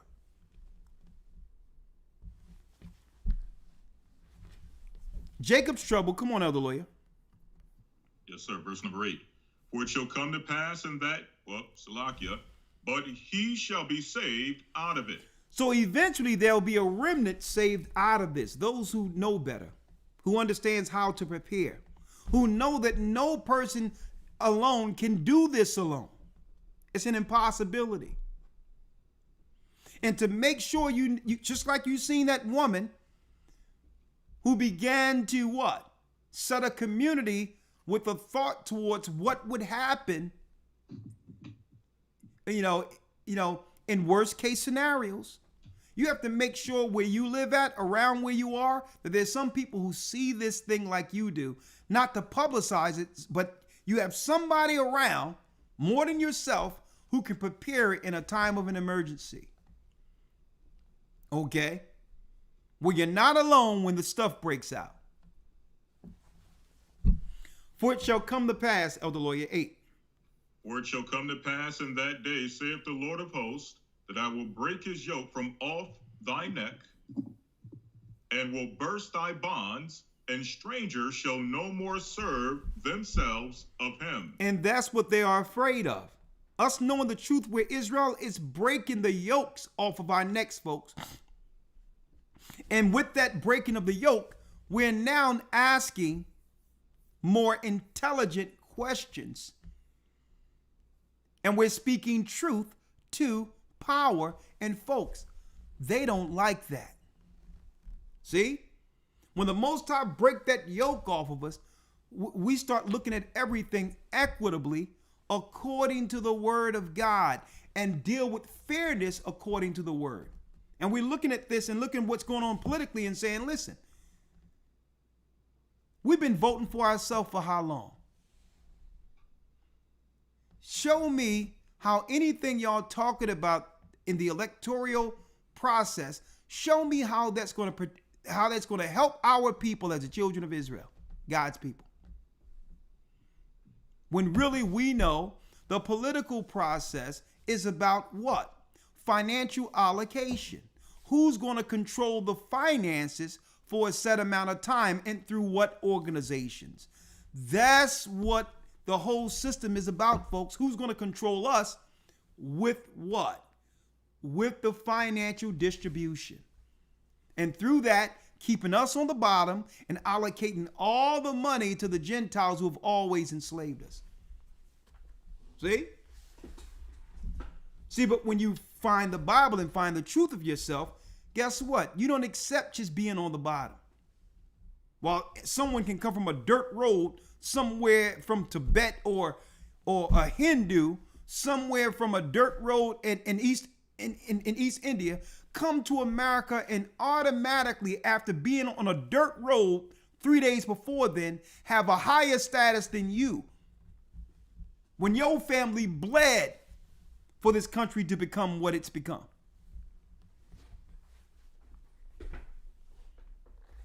So we're not accepting it anymore. Not anybody with any common sense, and they don't like that. So they're going to start doing what? They're going to start putting more bonds on our people, more restrictions on our people, and then they're going to start threatening our people outright, especially our sisters, who've always been the backbone of the Democrat Party, as they claim. They're going to threaten our sisters. They're going to tell them, either you stay on the plantation and vote and convince everyone else to vote like we say and vote, or we're taking away all of your housing and no more social programs for you.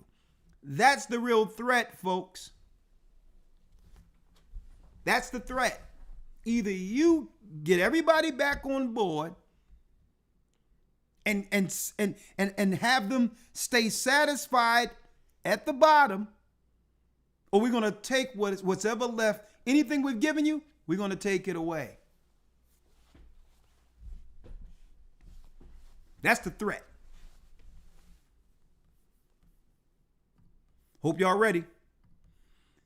Read. Yes, sir. If I can add to that real quickly, I think this last point where it says the strangers shall no more serve themselves of him, I think this also lends to what we saw in one of those earlier videos with the brother who went into the school. The scripture says, train up a child in the way that they shall go. Exactly. So it seems like, and we saw the disparity between how other people are being trained up and how our children are being trained up. And it seems like with this great disparity of how we're being trained up, we're being more so trained to deal with menial labor, menial tasks. We're being trained to fill prison population. We're being trained to be criminals based on the lack of education we're receiving in these institutions, in these schools. Mm-hmm. So it seems like we're being fed to be the continual service class. And what's happening is the Most High is breaking that cycle. So where no longer will we fit into those particular sectors of just continual servitude, continual labor, continual imprisonment. So we see what's going on with them bringing people over and actually taking away even that aspect. I mean, at least we could operate within that service class, but even that's being taken away.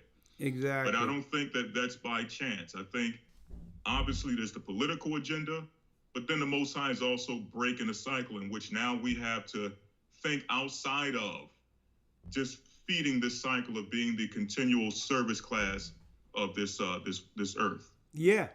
And then and I'm glad you brought up that point. So it's like, so you're not satisfied with your little comfortable position on the bottom, huh? Well, we're going to give we're going to have people who would actually, break their necks and give up a family member to have your low spot. Mm. Okay. We'll give some people an opportunity to have the American dream. And even at the bottom of where we are, that's paradise compared to where they're from. And this is why so many people come into the country and they began to talk down and claim that our people are lazy and others, because why? They think that there's some level of not appreciating our position here, when they'll be comfortably entrenched at the bottom. Right. See, but it's deeper than appreciation. See, we have a different perspective because we've always fought against injustice. And guess what? No one gave us nothing. We were left to die after being given away by our own people, sold into slavery, and we fought for everything we received here. America never gave us anything. Any privilege that's even be given to immigrants is because we were willing to stand up and fight and not be rolled over like a lot of these other people from other countries are. Mm-hmm. So that's the straight disrespect I be hearing sometimes, where they'll come over and say, well, you should appreciate this, when you don't even understand that no one ever gave us anything. We fought. Right. Anything that you think is a privilege, they owe us even more. Mm-hmm. That's right. This is everything that they've given you, we fought for. So they'll come over here with some type of thwarted mentality, as if, man, hey, I'll dump this trash if they don't want to. They're lazy. What are you talking about? See, that wage means something from where you come from. But we understand that that isn't enough when we see what Jewish people get who weren't in Germany, who are United States citizens, and what they get you got Jewish people who weren't over there, but they're still benefiting from what happened over there. We see how other people are always propped up over us while our people suffer. And above all, our God see it. So these brothers and sisters, when they come over here, they have this thwarted mentality to look down or to try to claim that our people are lazy, shiftless, and all this other stuff, not realizing what it took for them to actually have an opportunity to be here. Right. So we stopping that nonsense at the door. Okay? Because we have family that have bled in every war. We had family who bled in wars before there was any such place called the United States of America on this soil that gives you the privilege to come over here and call us lazy. See, but that's what they bank on. They bank on with that divide and conquer tactic to try to find people like that, who view things, who see us like the enemy sees us. Right. So we're going to get right on that too. You're going to appreciate the children of God who was thrown away from nothing but still stood 10 toes down to make sure you would have something in the future. Why? Because after being thrown away, we had no place to go. We had to fight. We had to stand up, and we did this as the minority. And we stood with our God. We stood with our Bible, and had a fortitude. We had something in us that no other nation, no other people could compare to. Okay, so don't come over here with that stuff trying to look down on your own brothers and sisters. It's going to be our experience that's going to get you through this. Mm-hmm. What we went through here and what God has shown us through this word of God after going through what no other people have gone through, it's that experience that's going to guide all of us through this. What say you, Elder Lawyer? No, sir. That's pretty much it. I'm not sure if you had a few more you wanted to get, a few more references, or you want to go straight to the cause. Well, I need you to go, Elder Lawyer, where it says, when someone see a storm coming, they prepare.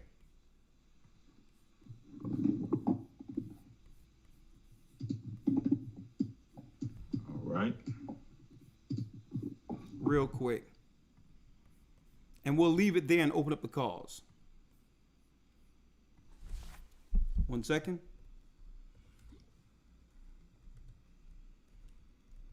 When rain is coming, one prepares. All right. I'm not sure what this is. Proverbs 20. What's this? Proverbs 22:3. A prudent man foreseeth the evil and hideth himself, but the simple pass on and are punished. That's one, but there's another one where it says when someone sees the rain coming, when they see a storm coming, they prepare, but no one is actually preparing for the coming of our Lord. Right? Hold on, I'll get it real quick. I'll get it. When one see the clouds forming, we perceive that it's rain. Hold on. All right, Matthew 16. Let's get it. I think that's it. Let's read it. Matthew 16:1. The Pharisees also with the Sadducees came tempting, desired him that he would show them a sign from heaven. That's it. He answered and said unto them, when it is evening, ye say it will be fair weather. So when it's evening, you say it will be fair weather. Read. For the sky is red. So you can read what's really going on if when you want to. So when you see the sky is red, you know that it's coming into evening, right? When it's evening, you say it will be fair weather, for the sky is red. So you can actually look at things and perceive what it is when you want to. Read. And in the morning it will be foul weather today, for the sky is red and lowering. So when you wake up and see the sky red and lowering, and it gets a little dark, you start to perceive that the weather might be foul today. So you began to understand, okay, I can't wear my regular spring stuff. I probably need to put on something based on the weather changing here. Read. O ye hypocrites, ye can discern the face of the sky, but can ye not discern the signs of the times? Woo! You can discern the face of the sky. When you see clouds forming, you go right upstairs or go downstairs, and you do what? You grab your umbrella. You're prepared for the rain. You grab your raincoat. You're preparing for the rain. That's why he says you hypocrites, because you know something is coming. And you know, in any other instance, you would have prepared against it. You would have prepared for it. But you hypocrites, you cannot discern the signs of the times. Jacob's trouble. You're not going to prepare for that. And I'll leave it there, Elder Lawyer. Yes, sir. And before I go, we in here thick. We got about almost 3,000 people. Thank you, brothers and sisters. And I wanted to say right now again, we're having some issues right now discussing with Cash App. So no longer send Cash App until a further report, until a future report on whether or not we'll use that going forward, okay? But in the meantime, you can go to gatheringofchrist.org if these particular broadcasts have helped you. Go to Gathering of Christ to continue to support the work, because we need your support, brothers and sisters. All right? You go to gatheringofchrist.org and what? Let me show you here. gatheringofchrist.org/donate. Okay, you go directly there to help support the work. We have Zelle, we have Zelly, we have PayPal, we have through credit card, check or money order. Right now, don't use Cash App, just any of these, and you can just hit donate. And right here, you can actually put your information in. It's private and protected. And then you can choose off of this list right here. If it's for the broadcast, you hit Elder Ricard Shiar offerings or donations or whatever the case is, or the broadcast. You would put the broadcast here and use that instead of Cash App right now, okay? If it's tithes and offerings towards a church, well, you can just pick a church, or if there's other reasons for you to donate, you can go right here for any reason and put in comments, and whatever you put in the comment you want us to use the money for, that's what it will be used for, okay? But right now, we're in conversations to find out what's going on with Cash App. I hear a lot of people are having issues with that. I'm going to leave it there until further, but I would rather you go to gatheringofchrist.org/donate to continue to support the church if you were supporting otherwise. I mean, in the past. And those who haven't supported yet, here's your opportunity. Go to gatheringofchrist.org/donate and support this work. This is a work that's sent from the heavens, and we're here to bring forth the word in preparation for what's to come. And none of that could be possible without your support. That's gatheringofchrist.org/donate. Okay? Now, also, we're taking enrollments for the next Hebrew and Bible Academy. There's a lot of things going to be popping off near the election time, and I'm going to make sure that we're linked in for the academy during that time in preparation for what's to come. And the theme for the next academy will be the fall of the last empire. We're going to have I'm going to tell you, this lesson is going to be the lesson of lessons in prophecy leading from the fall of Babylon all the way to the fall of current day Babylon, which is America. We're going to replace the 4 beasts of Daniel one session for that particular lesson. The fall of the last empire will be the theme, and that will be a groundbreaking lesson showing how the other empires fell, and to show you the signs of those falling, how close we are as America falling like those particular empires. There were certain things politically going on that led to those empires losing their strength and power and dominion over the earth. And you would be surprised how close America is to its fall. But unless you understand the history of the other empires, you'll never understand how close we are. America is finished. This is why they've allowed all of the nations to come through and take everything that's left of her, leaving her naked and destroyed so that they can speed up the process. There's too much money in the treasury for them right now that could probably sustain America way more years than they would like. So they dealt with the money grab and giving it to everybody so that they can pull the plug on America early. Now, does that mean the country isn't going to exist? Of course, the country was the country Arzareth before it was called America. But it will not resist as a superpower. And that and more will be discussed in the next academy. And if this interests you, please go to historytimes.org. All right. So now, Blog Talk is open. We have 30 minutes, but we're only going to take 15 minutes of that. 515-605-9327. What say you? Here's your opportunity. Hold on. Here's your opportunity. Okay, that's better there. All right. Here's your opportunity. Come on in. Okay, that's better there. That's kind of better. Yeah, that's good. All right. 515-605-9327. I think I finally got this thing right, Elder Lawyer. So let's call in the Blog Talk.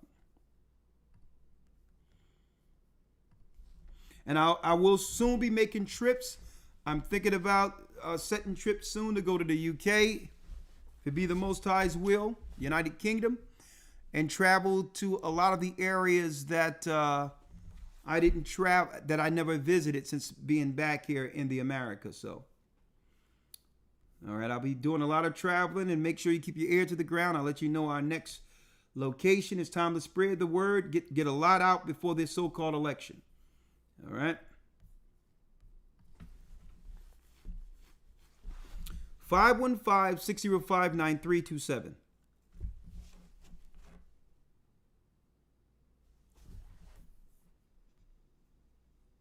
Blog Talk Radio.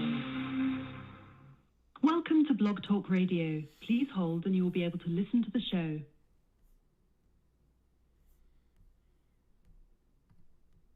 Unmuted. All right, thank you, Elder Dell and Elder Yarack for monitoring things. My blessed brothers, elders, thank you for all those who work towards keeping this church afloat. The blessed officers and all those who support the work behind closed doors. Yeah. And thank you, Elder Ramar, for holding serve here for Blog Talk. 515-605-9327. Our beloved brother, Kayem. Shalom. Shalom, Elder. How are you, sir? Pretty good, sir. Double honor to all the leadership here, Elder. Thank you guys so much, Elder. And again, Elder, you definitely bring what we need in the time. Elder, I just want to speak on what I'm seeing because I do loss prevention again, and I'm seeing from a lot of people that come in the stores, it's like it's a spirit on them, Elder. Like, I mean, it's so much stuff going on. I think it's, it's what you said a long time ago, how they're going to close these stores. So, Elder is definitely giving us the right information for us to get our own grow our own crops and get our own animals, because the mindset of all people, it's not just our people, it's all people coming in there. They're not being prioritizing their wages, and they're coming in there and it's taking so much product, and eventually they're gonna look at the numbers, like you said a long time ago, Elder, and say, you know what, we're not making no money off this, and shut it down. And it brings me to Matthew 15 and 13, Elder, where it states this. One second, I'm gonna read this 1 second real quick. Okay. Yes, sir. And it says this. This Matthew 13 and 15, and it reads, For this people heart is wax gross, and their ears are dull, and hearing, and their eyes they have closed, lest at any time they should see with their eyes, and hear with their ears, and should understand with their hearts, and should be converted, and I should heal them. Now, Elder, if we do as a people what the Most High requires, then we can be protected in this, like you say all the time. I thank you so much for leadership, bringing forth the names that we can call on in the time of trouble. And I know that this is what is needed, and I just thank you guys so much, all the elders and all the bishops and all the all the officers and all the deacons. Just thank you guys so much for the hard work, and all praise to the Most High, Elder. Well, thank you, brother. And your scripture was poignant. And hey, blessed are your eyes that you see. And it's good that we have strong brothers like you, with us in this spiritual war at a time such as this, brother. So until I see you, you stay blessed, brother. And hey, let's finish. All right. Yes, sir. Water. All right. Are you in the bar? Great call, Kayam. That's a good brother. I think her name is Sharia. Sharia has a comment. It's a shame what they're doing to us, our children in these schools, and there's no pushback at all. It's a shame. Sharia, how are you? Yes. Hello. I'm doing okay. How are you? I'm blessed by the best, and his name is Ahaya. Talk to me. Yes. Well, I have a comment and a question. I meant to tell them both, but start with the comment. I just wanted to tell you, I enjoy listening to your music that you produced. Thank you. Especially the song "Shame," the one I hear Jacob crying. Yeah, Shame. Yeah, my nephew. Yes, and it's a beautiful song, and it just shows that, as you were talking about, as we are trying to get through Jacob's troubles. Yeah. And also, I have a question. So I had watched one of your late videos before, and shows regarding like these end time prophecies being fulfilled. And you had the one where they had allowed people to have the opportunity to receive it when it comes to the end, to receive a mark, like as far as like a something injected in your hand, or there will be a mark in their forehead. Yeah. And it speaks of that as well as in the Bible. Yes. And so if they did receive this mark, how does that work? How would that work? Because you did have like a lot of information on it in your older video. How would that work when you go out to make purchases or to go get things in everyday society for receiving that mark in your right hand or in your forehead? How would that work? Well, it's going to work sort of what's going on now, right? Mm-hmm. They already have the technology in place. And the technology in place, right now they're using your phone. You can click on your phone or you can tap. Well, that tap isn't going to be anymore with your phone. It's going to be a microchip in you where if you put your hand up with your biometrics, along with that registry of that RFID in your body, that's going to be the purchase card. You will be the card. For those who decide to get that, they will be the currency that's utilized by not tapping their card. They're conditioning people to just put their hand there. And it'll read if the RFID is in their head or in their hand, it'll be automatically registered in their body. And see, and this goes back to allegedly, and I'm going to talk about this, the prepping the body with that protein that can go into your cells and replicate. That's really turning people into a certain almost, I would say not non-human, but it's a process of genetic change. Okay. When you look at Elon Musk, Neuralink, it states right here to create a generalized brain interface to restore the autonomy to those with unmet medical needs today and unlock human potential tomorrow. So it's about connecting our minds, or not minds, because I ain't getting this garbage, to the beast. So the Neuralink is all about, they always push stuff through so-called medical. to make people think that it's science, revolutionary science that would benefit, when really a lot of this stuff is really the mark of the beast. But first, they had to get the bodies prepped to receive it. And whoever gets this, get these things done into themselves, according to the Bible, they're going to be in the sunken place forever. Okay, in a nutshell, there'll be something else controlling their bodies. And Revelation says that they will burn in hell for giving. This is the ultimate example of one selling their soul. Yes. This would be the most. This would be the antithesis of that particular phrase. One sold their soul. You're literally selling your soul. Yes. Okay. For an exchange of goods, I guess, in America. Yeah. In order to be able to continue to actually operate on the grid, you're going to have to compromise your body. Okay. Now, initially, all of this is going to come off as if it's some type of revolutionary science, after them dumb down the world through their products and others. And they're going to claim that that if you got brain issues, if you have autism or whatever, they can make you out to be a genius in no time by downloading some intel in you. And next thing you know, your family going to be like, man, I know you couldn't read, but now you're Einstein.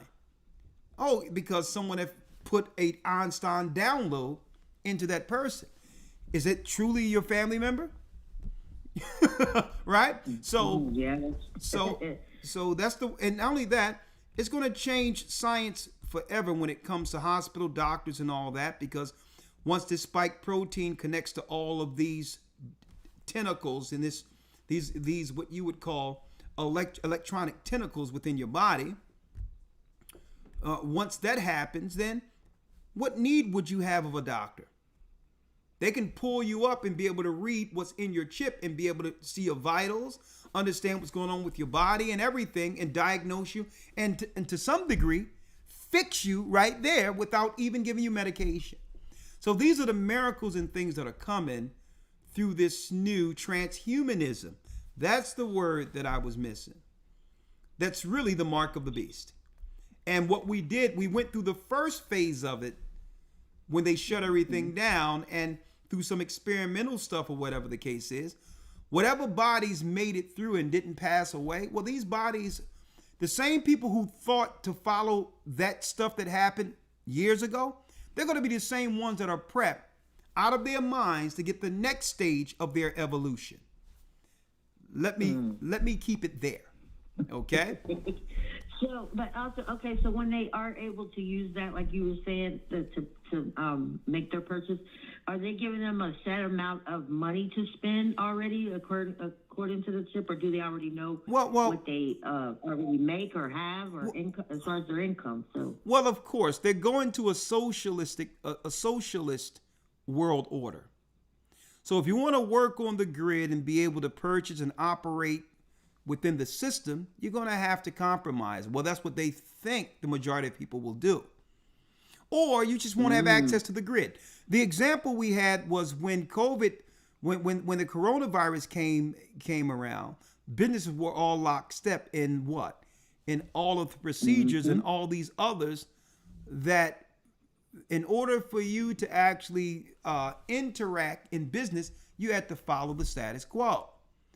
Under some circumstances, they had it where if you didn't have a vaccine card, you couldn't get into a business to sit down and have something to drink or something to eat with your family. Well, that set the stage for, hey, either you're going to be on the grid and operate with us people that are on the grid, or you're not invited in because you're the threat. See? So they've already set the stage, I would say almost a mock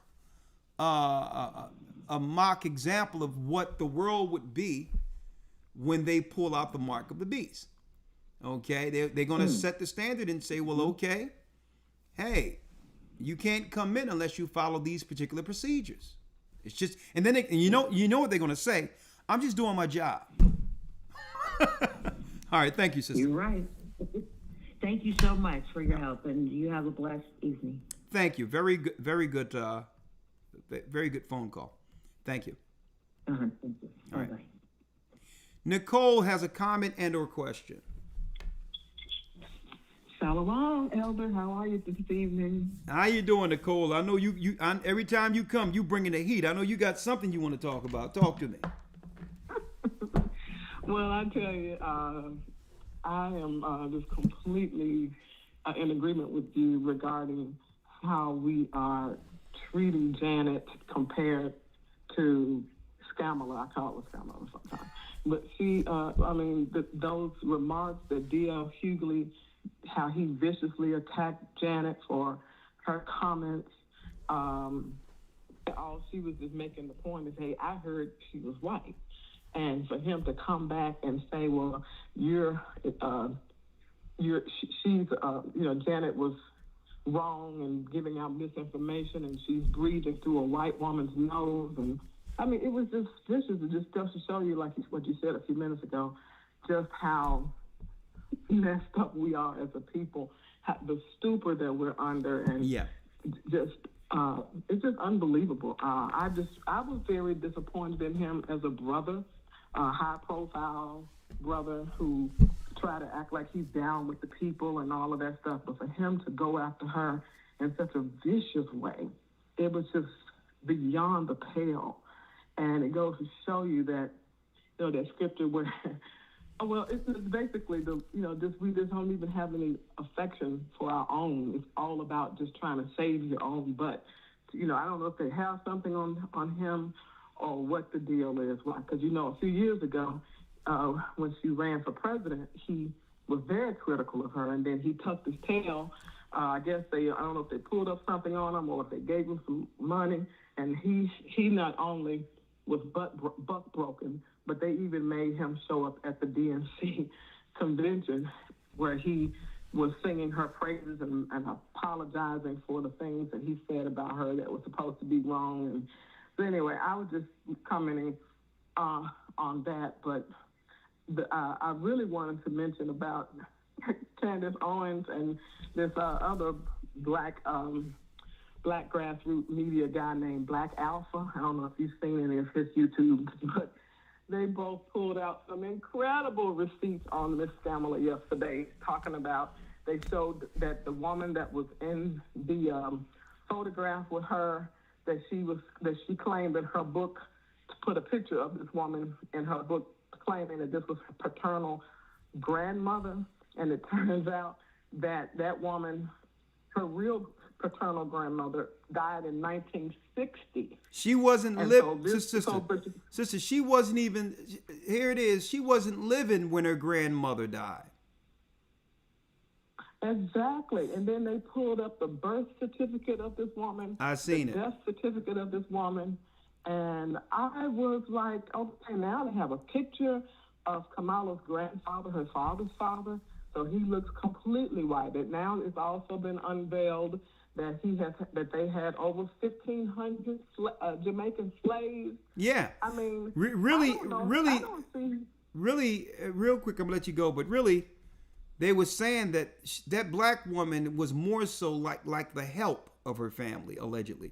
And and the whole deal is they used the Barack Obama model. Because there was some mysterious question. There was some questions going on concerning Barack Obama's background that his book filled in the blanks that would endear him to the black community, because he really had no connection with us. So they were doing the same thing to try to shape this black woman narrative, knowing that they would use her in the United States, as a political hard hitter. And they would do this through the same model with a book and all of this, like they did with Barack Obama. But now people started looking into Barack Obama. There were some questionable things there, but still we weren't going for it, okay, because that was the first time that our people thought we would ever experience anything like that. But guess what? Fool me once, shame on me. Shame on me. So they listen. So They trying to do the same model with her by cobbling together some black story to make us believe there's some black ancestry there that relates to us. And in the book, let me tell you, Candace. No, I'm saying, but Candace blew the lid off of this one. Oh yeah, and see with Barack, at least he has the Kenyan father, but with her father. I'll tell you what. An Irishman, and he was married to an Irish woman. It really brings forth Numbers 118 like never before. Well, sister, pedigree has to go through that father. Sister, let me Sister, let me say this. Mm-hmm. We believe he had a Kenyan father. I'm gonna tell you, we believe this because the whole deal is, man, there's a lot of things when it comes to these Manchurian candidates that are raised politically. Sometimes these children are taken from war-torn countries and raised by liberals and Marxists and all that to become political assets that can be utilized using the face. You said he was groomed. I remember you saying that. No, that's now what I'm saying. So let me tell you, we cannot believe anything we read or see because they can shape a narrative to sell anyone politically. I mean, don't forget, they have successfully between 4 to 8 years, between 4 years, have sold us someone who claimed to be an Asian and took 4 years to actually sell her to our people as a black woman. So amazing. I tell you, the power and the pride of Esau is unmatched, I swear. But let me ask, as I close, I just want to ask on behalf of my daughter. She spoke with you, I think, on Friday about her version of To Zion that she sent you through the email. She's probably at teaching right now. She teaches private violin. But she wants to know if you had opened it yet and listened to it. Okay, I'm glad you reminded me, okay? Because I was away on Tabernacle. Yeah, you were still at Tabernacle. Yeah. So let her know. Let her know. Let her know right after this broadcast. I'm going to pull it up right now, and I'm going to listen to it. All right? Well, let me say that all of the instrumentation and the arrangement, it was all her. Every string that you hear was from her strings, from her playing. So there is no synthesizers, nothing like that. I helped her with the drums. You know, we did add the drums. Okay. But all of the strings that you hear is her. Just in case she didn't mention that in the email. So I hope you enjoy it. Maybe it's something you could use in between the academy when we're going from like the news to the lesson or whatever the case is. You know, I hope it's something that you can use, but I think she did a really good job. So. All right. Well, thank you so much. I'm motivated to hear it. So after this, I will pull it up. Okay. All right. Thank you, brother. Thank you.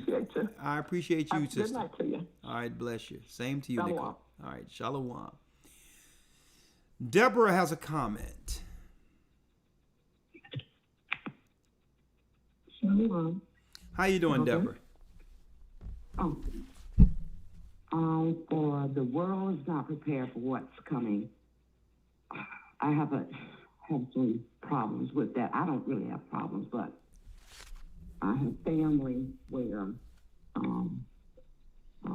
a lot of them and people I've grown up with in my churches and all, they're rejecting me. Long-time friends since first kindergarten rejecting me. They're rejecting you for what? They're rejecting you. I'm in a cult. They're saying that we talking long-time friends from like kindergarten all the way up. Well, I don't want to have anything to do with you anymore because you're in a cult. Okay. All right. So I get that. Then I had a couple that are female ministers. Oh, well, if that's the way and all they feel about that, no, well, we don't want to have anything to do with you. I mean, sister, this is how you turn it back on them. You turn it back on them by asking, how you treat me right now. Is that Christ-like? Mm-hmm. That's how you turned it back. Would Christ treat me like you treat me right now? Because Christ even interacted with those who disagree with him. He still died. He died for the sinners that disagreed with him.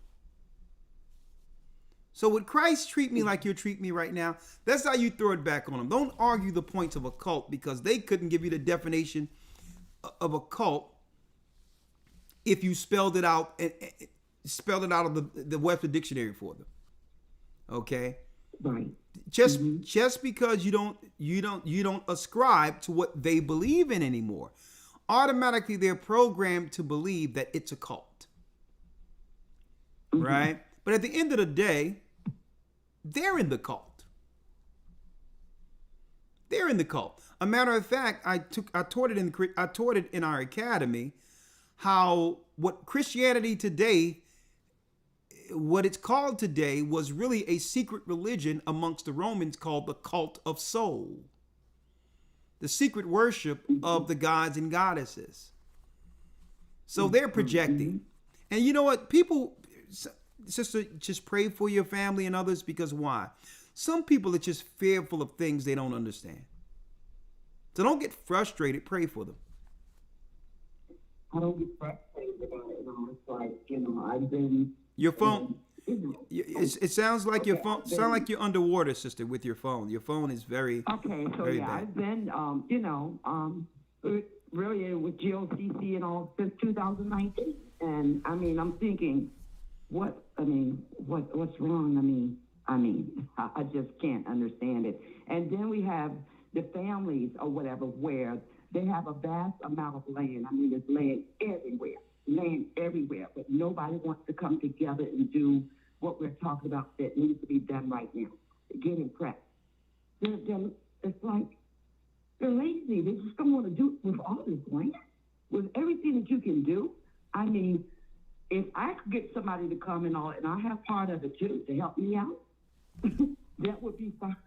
I need the help and all. It's just that they're actually rejecting me because of the way of my thinking and the way and all, I am right now, concerning the Most High.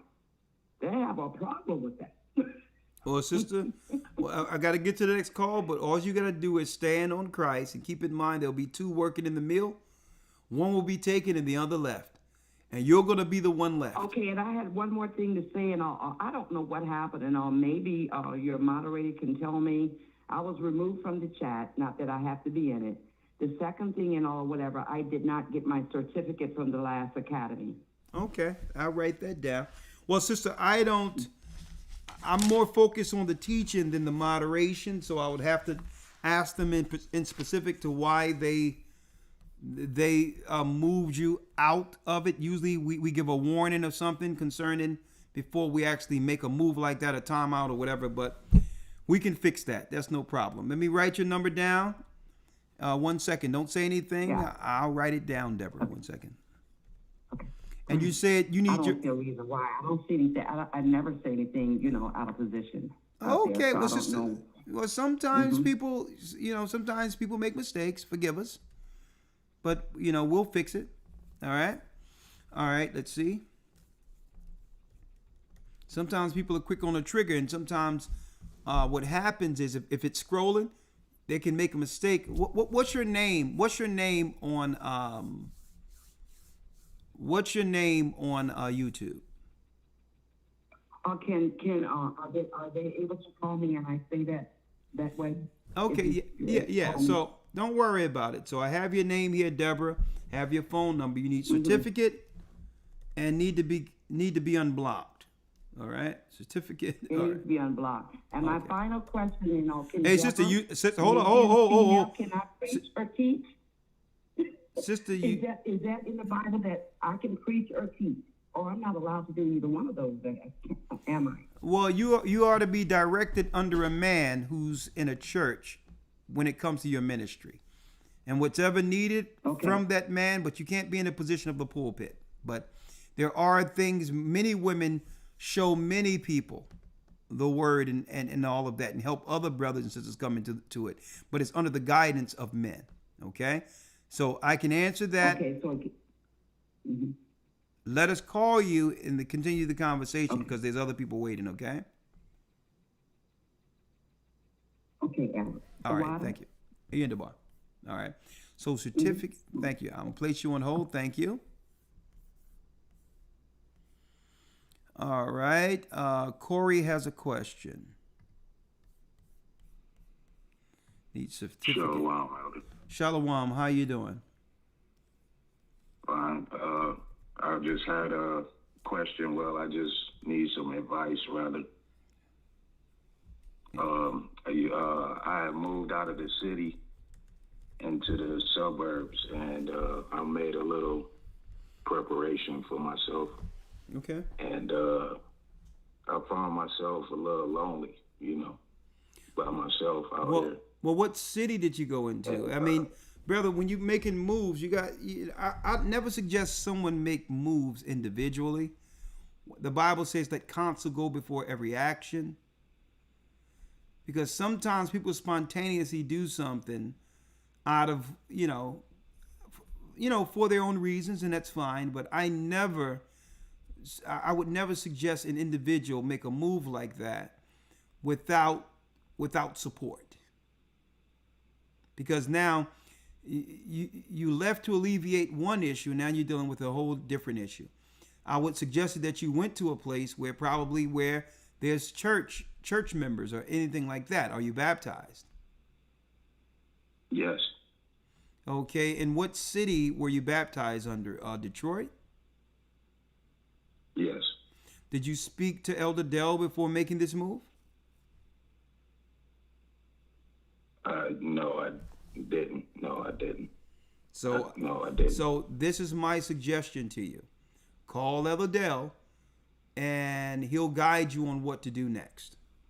Okay? Yes, sir. Okay, I appreciate it. And yes, stay safe out there, and because you don't be just rolling up by yourself into an area. You may be where some where some hoods are, some white sheets. So, brother, don't jump out of the frying pan into the fire. Okay, get directed. Make sure you're directed before you make moves like this. Okay, we're coming into some serious times. You probably moved around some card carrying KKK members. Okay.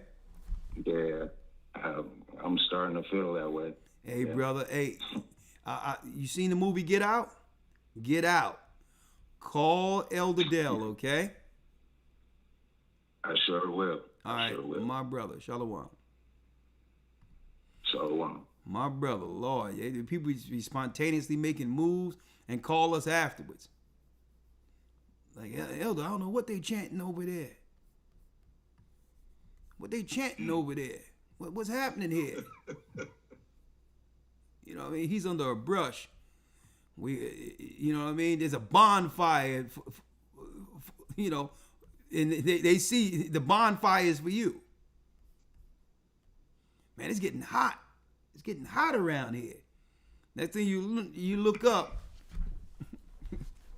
that's you cooking. Get out. 313, Ryan has a comment.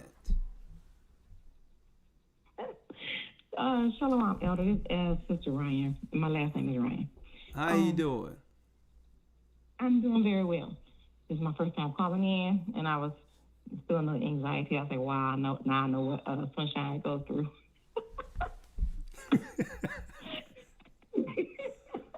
No, but this lesson was great. This broadcast, I really enjoyed this broadcast a lot. And I like what you showed with the preparation lady off of YouTube. Because I watch a lot of you prepping. Okay. And I've been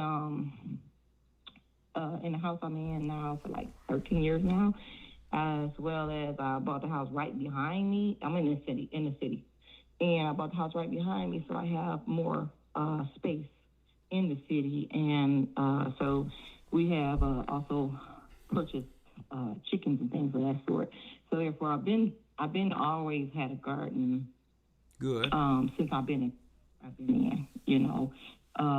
good for then you. So I was grateful to the Most High that we were able to get the house right behind me, where we can expand the garden.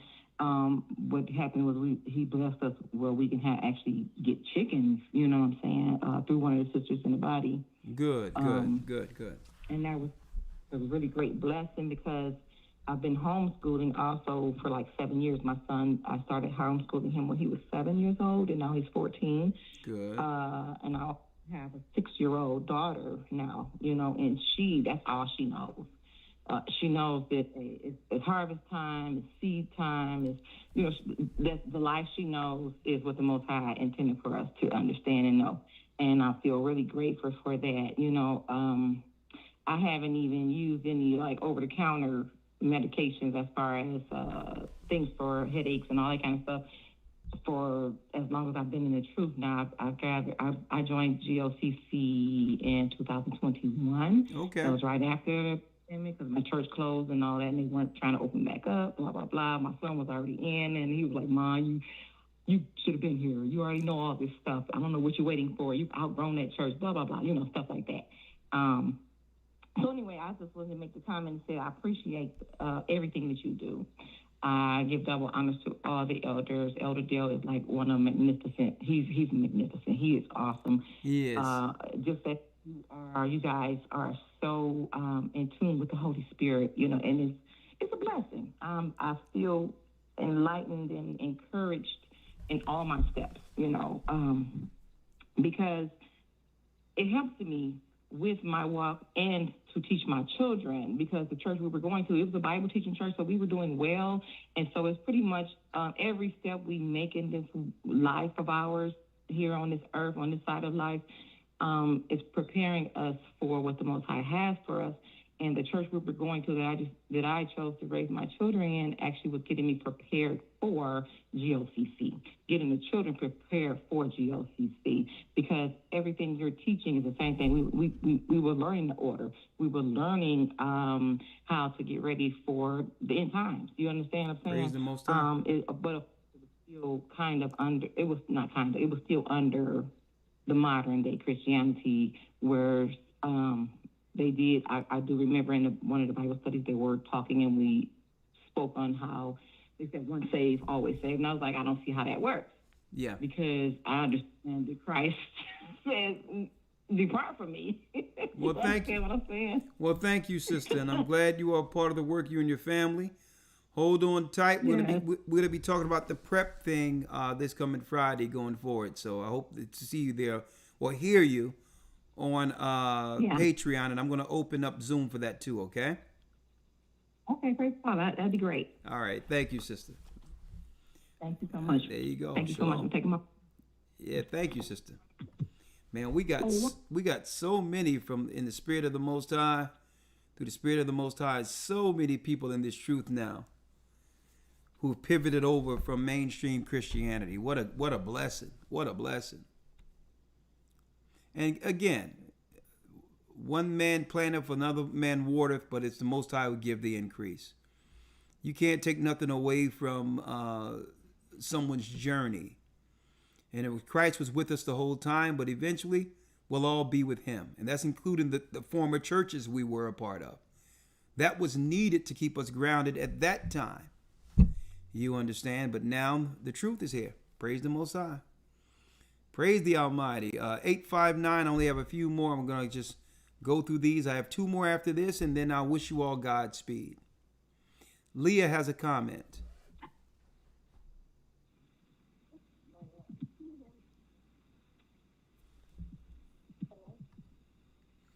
I'll get back with Leah. Leah, I'll get back in a moment. Your volume is very low. So I'm going to take these 2 and come right back. I don't know whether or not your Bluetooth or whatever. If so, take off your Bluetooth, please. All right, I'll be right back with you. 909 area code.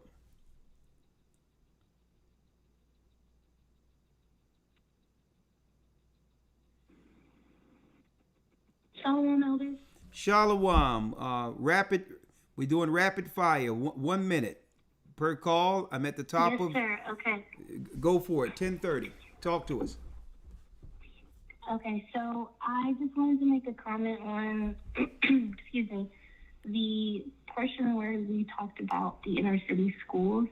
Yeah. I worked as a teacher's aide, so I got to be able to see everything in person, from inner cities to well-to-do areas. And the difference is night and day between how the staff behaves and how they interact with students in inner city schools versus in higher areas. And I just want to encourage parents that are in the situation that have to send their children to those inner city schools to really make your presence known amongst the teachers, amongst the schools, because a lot of the times parents that I've noticed, they didn't do that. And it was very easy for them to be influenced by the adults that they are around on campus versus outside of campus, like by the people who are supposed to protect them and love them. So I just want to encourage parents out there, young or older, just to really put in that time to really talk to your child about what's going on in the classroom, and make your presence known, because nobody is going to protect them more than you can. You're right. You got to be more involved, because there's an influence one way or the other, and too many people fall to the wayside. Too many children fall to the wayside of these inner city schools, because it's a shame, but a lot of parents are too busy to be involved like they should be. They have to work or whatever the case is. But I was living in a time where even if the parents couldn't get to school all the time like other parents, the teachers were more responsible. They stood in to make sure the children received the attention that was needed. But these, right now it's just a paycheck. There's no pride in making sure that your students achieve anything in these inner city schools anymore. So, and that's the shame part about it. Well, thank you, sister. Yes. I appreciate that. Of course. All right. Luana. Ian DeBar, I appreciate your advice. Great advice. 708 area code, and then we'll go back to Leah. 708. Okay, let's go back to Leah. Last call for this evening. How you doing, Leah? Can you hear me okay? Yes, I can hear you now. What say you? The floor is yours. I'm sorry. I actually had a question. I was calling on behalf of my father. I guess since Monday, I've been in the hospital with him. He's brain dead and also, on life support. I was just wondering, he's been following you for quite some time, for some years. He actually got baptized by you not too long ago. I was just wondering if you could say a prayer or something before he goes. If he only has maybe a few hours, they say, or maybe a few days. I was just calling. Well, I don't know if you can hear you. Yeah, I'm sorry. I'm sorry to hear that. Is your father currently? Are you currently at the hospital? Yes. Okay. Yes, I am. All right. So what I'll do is I'll go off of this one real quick. Hold on. And I will call you no sooner as the broadcast is over, and we'll say a prayer for your father. Okay, thank you. All right. So let's do this.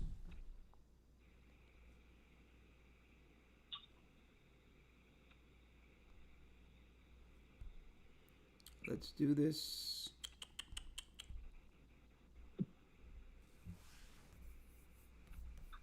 And what was wrong with your father? There was a lot of issues, but I guess the main ones would be he has heart failure, along with say he has. How long has he been in the hospital? I called in on Monday.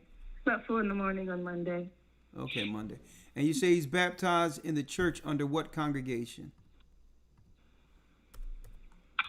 I'm not exactly sure. I just know you and Elder Lawyer baptized him. Was it our last baptism? What area? What area do you live in? I live in Lexington, Kentucky. He drove, even in sickness, he drove like 8 hours to go. Okay, it so was like in a lake. Okay, so So he drove to the DMV area, or did he drive? Because we did one over in Las Vegas. So he must have went to the one. No, it was. Yeah. Okay, so he was at the DMV, when we were in the DMV area. Okay. Yeah. All right. And your father's name? Lewis Jones. Lewis. Okay.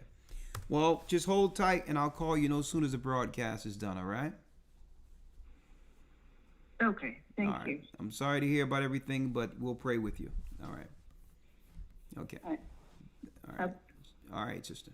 I'll call you as soon as the broadcast is over. All right. All right, brothers and sisters, that concludes our broadcast. Is the world prepared? The world is not prepared for what's to come, but we must stay prayed up, sin not, and we will soon see Israel. Stay strong in the spirit, brothers and sisters, and above all, prepare. With that, I'm going to say shalom. May the Most High be with you. Stay prayed up. We will soon see Zion. Have a great night. We'll see you Friday on Patreon. Shalom.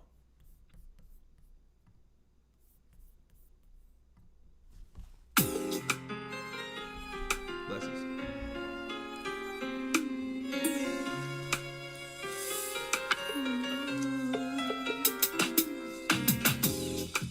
The East is where we're from. The 12 tribes of Israel. Thank you for using Blog Talk Radio. Goodbye. The Assyrian king, he took us down, we fell. With a great escape, we went through the Euphrates. The Lord held the water still. To a land where no mankind dwelt, we went. Good night, lawyer. The 12 tribes of Israel. So we be Manasseh, the Cubans, Ephraim from Puerto Rico, Nepali from the Isles of Hawaii. The Lord is calling back Israel. Zebulon from Panama, yeah, the North American Indians, Simeon